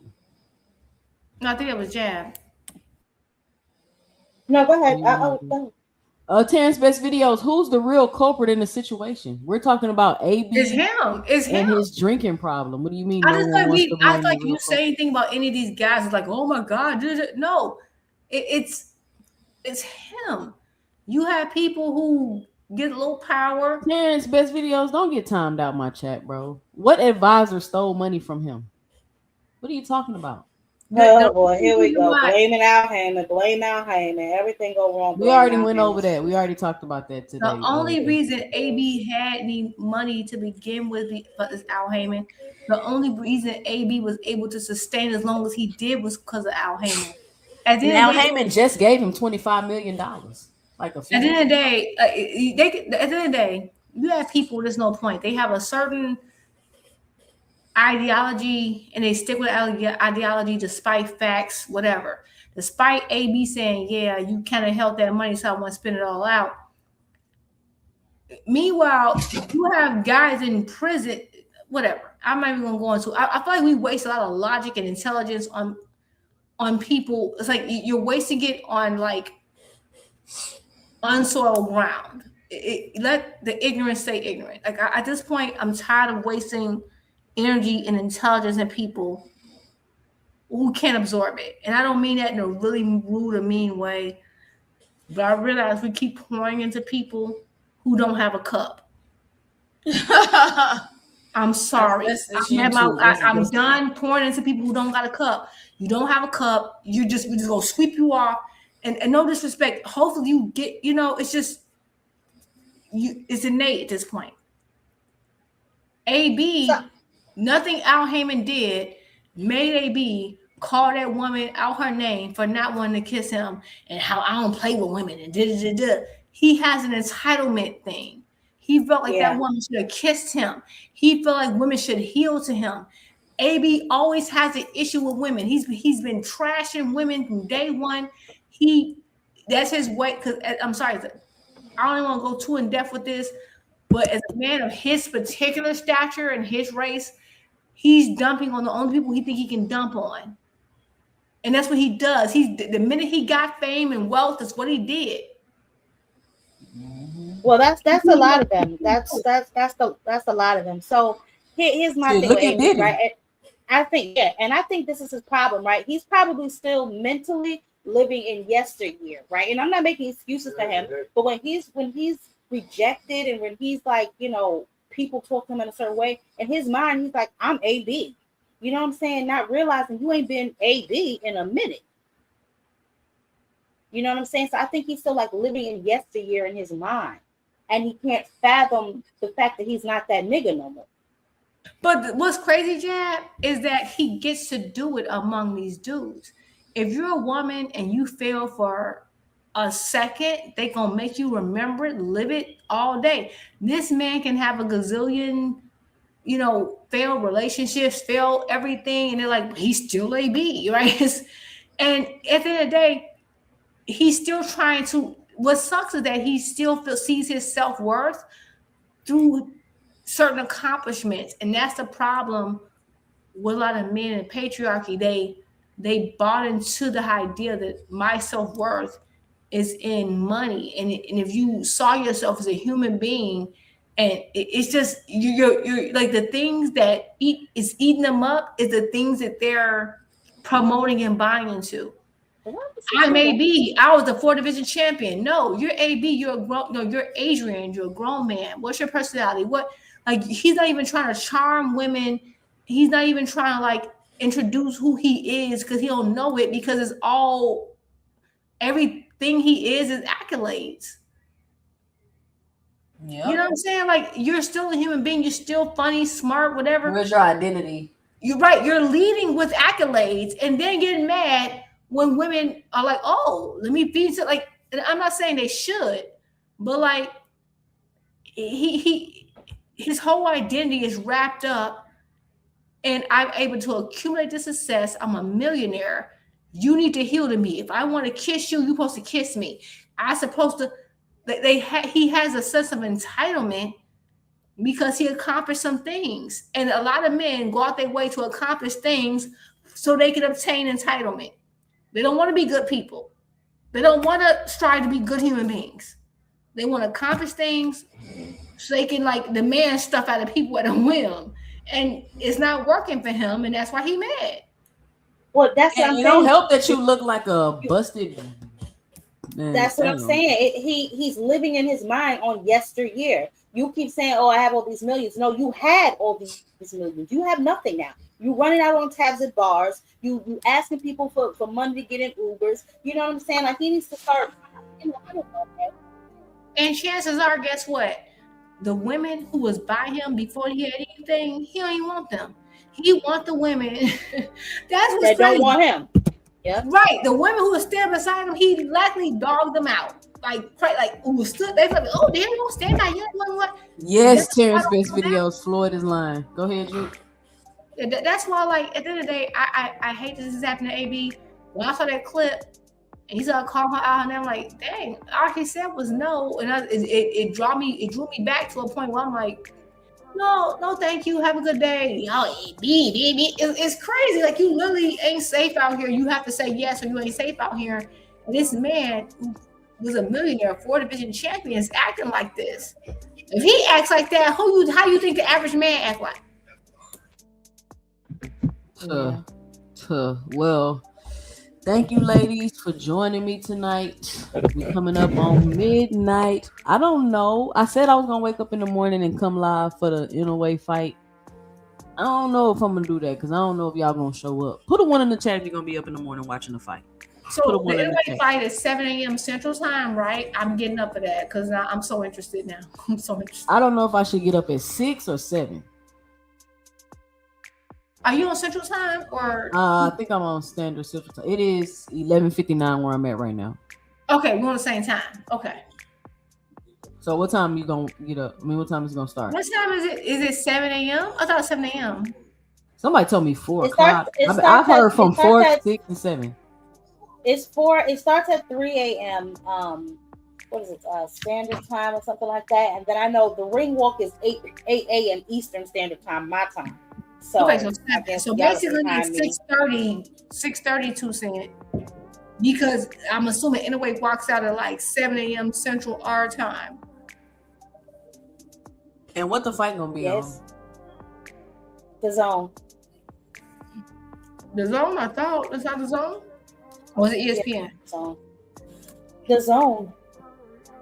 Okay. Yeah, I think it is gonna be on the Zone. I remember reading it every week.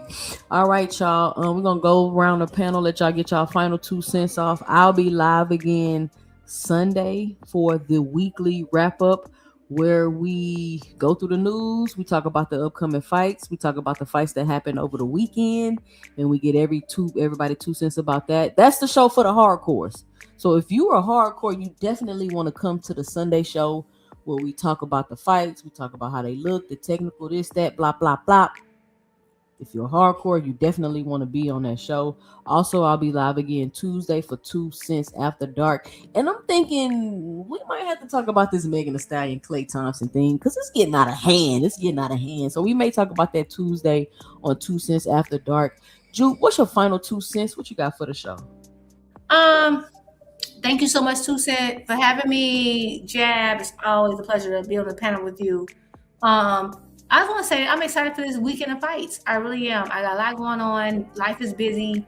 I am super excited to see this in the morning. Like, I was like, oh, I'm a complainer, right? Because like on weekends I get to do what I want, but I am going to get up early to watch the fights. If you're live, I will be live with you.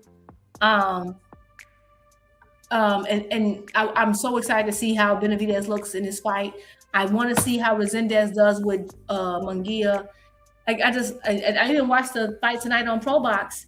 It was a good fight. So that's all I really got. When it comes to Schofield, Schofield, if that's what you want to do, fine.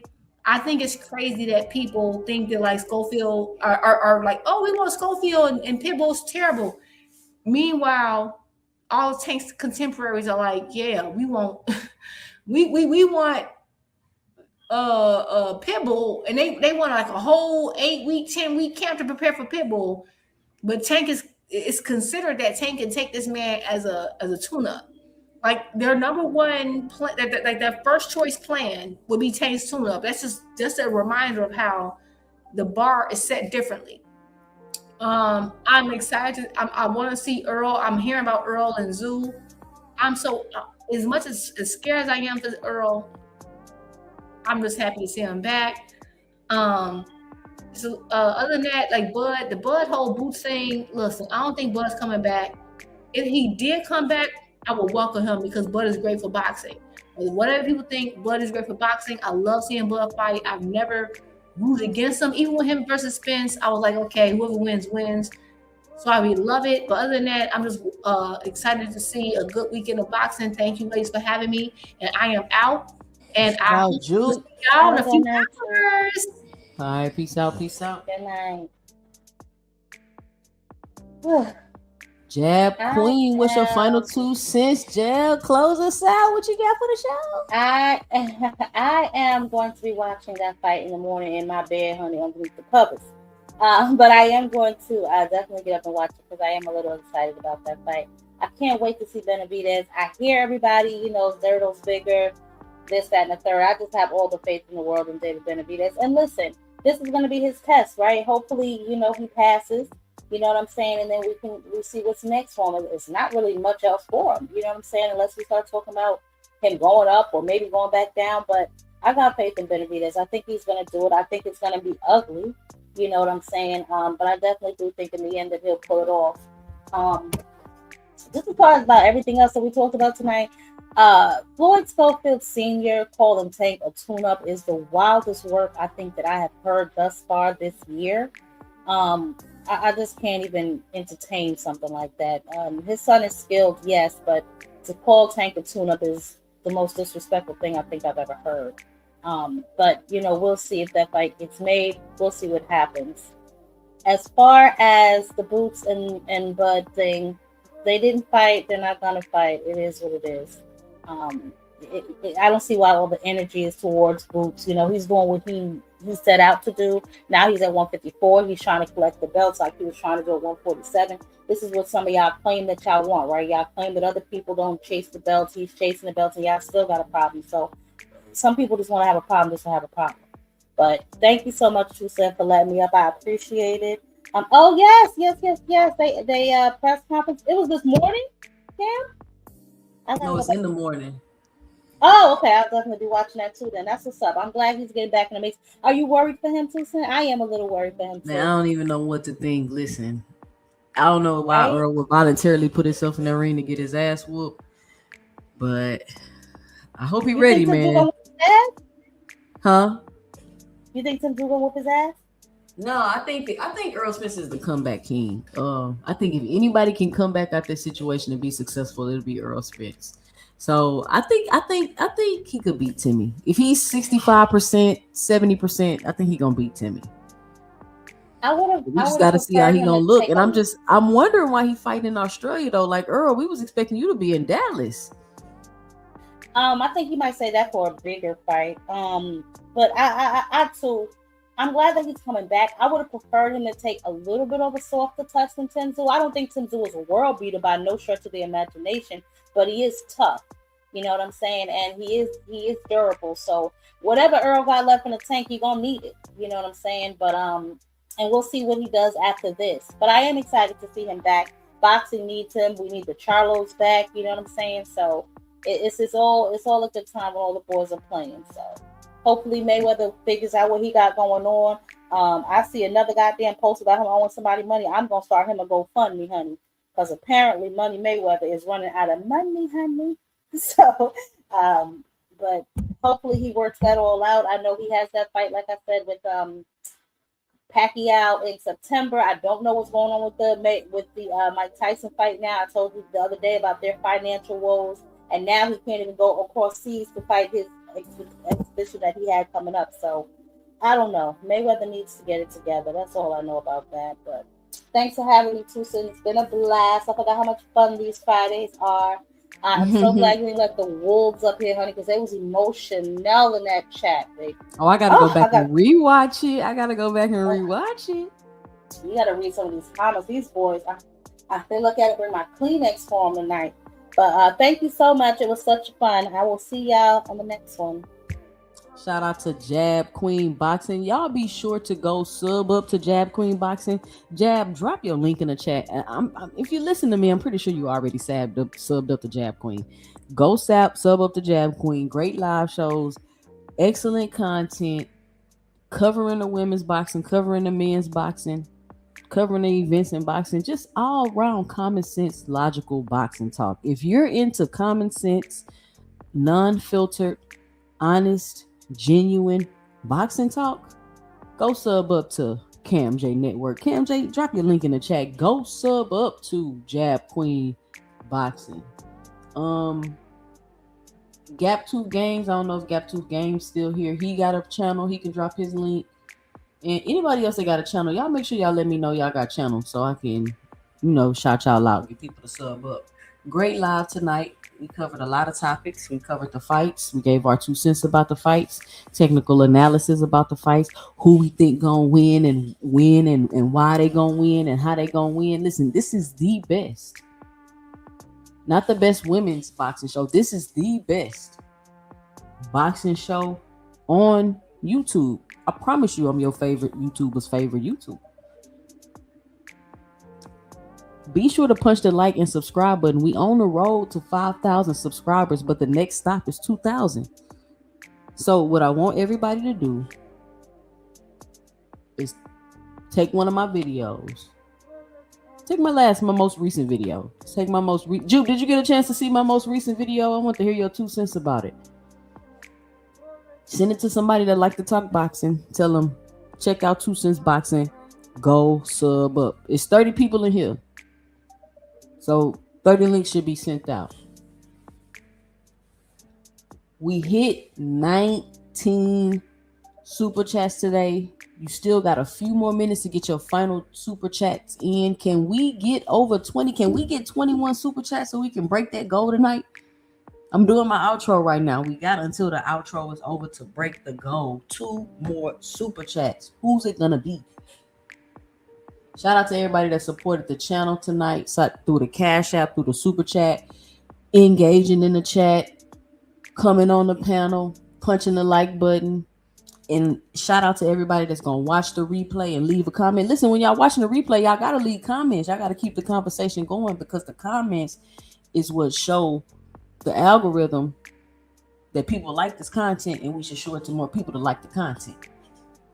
But I'm not gonna make no promises. I'm going to give it my best effort to come on in the morning and stream for the Nakatani fight. But if I'm sleeping too good, I'm just gonna be sleeping too good. You know what I'm saying? But shout out to everybody that joined me. Make sure you join me again Sunday for the review weekly wrap-up show.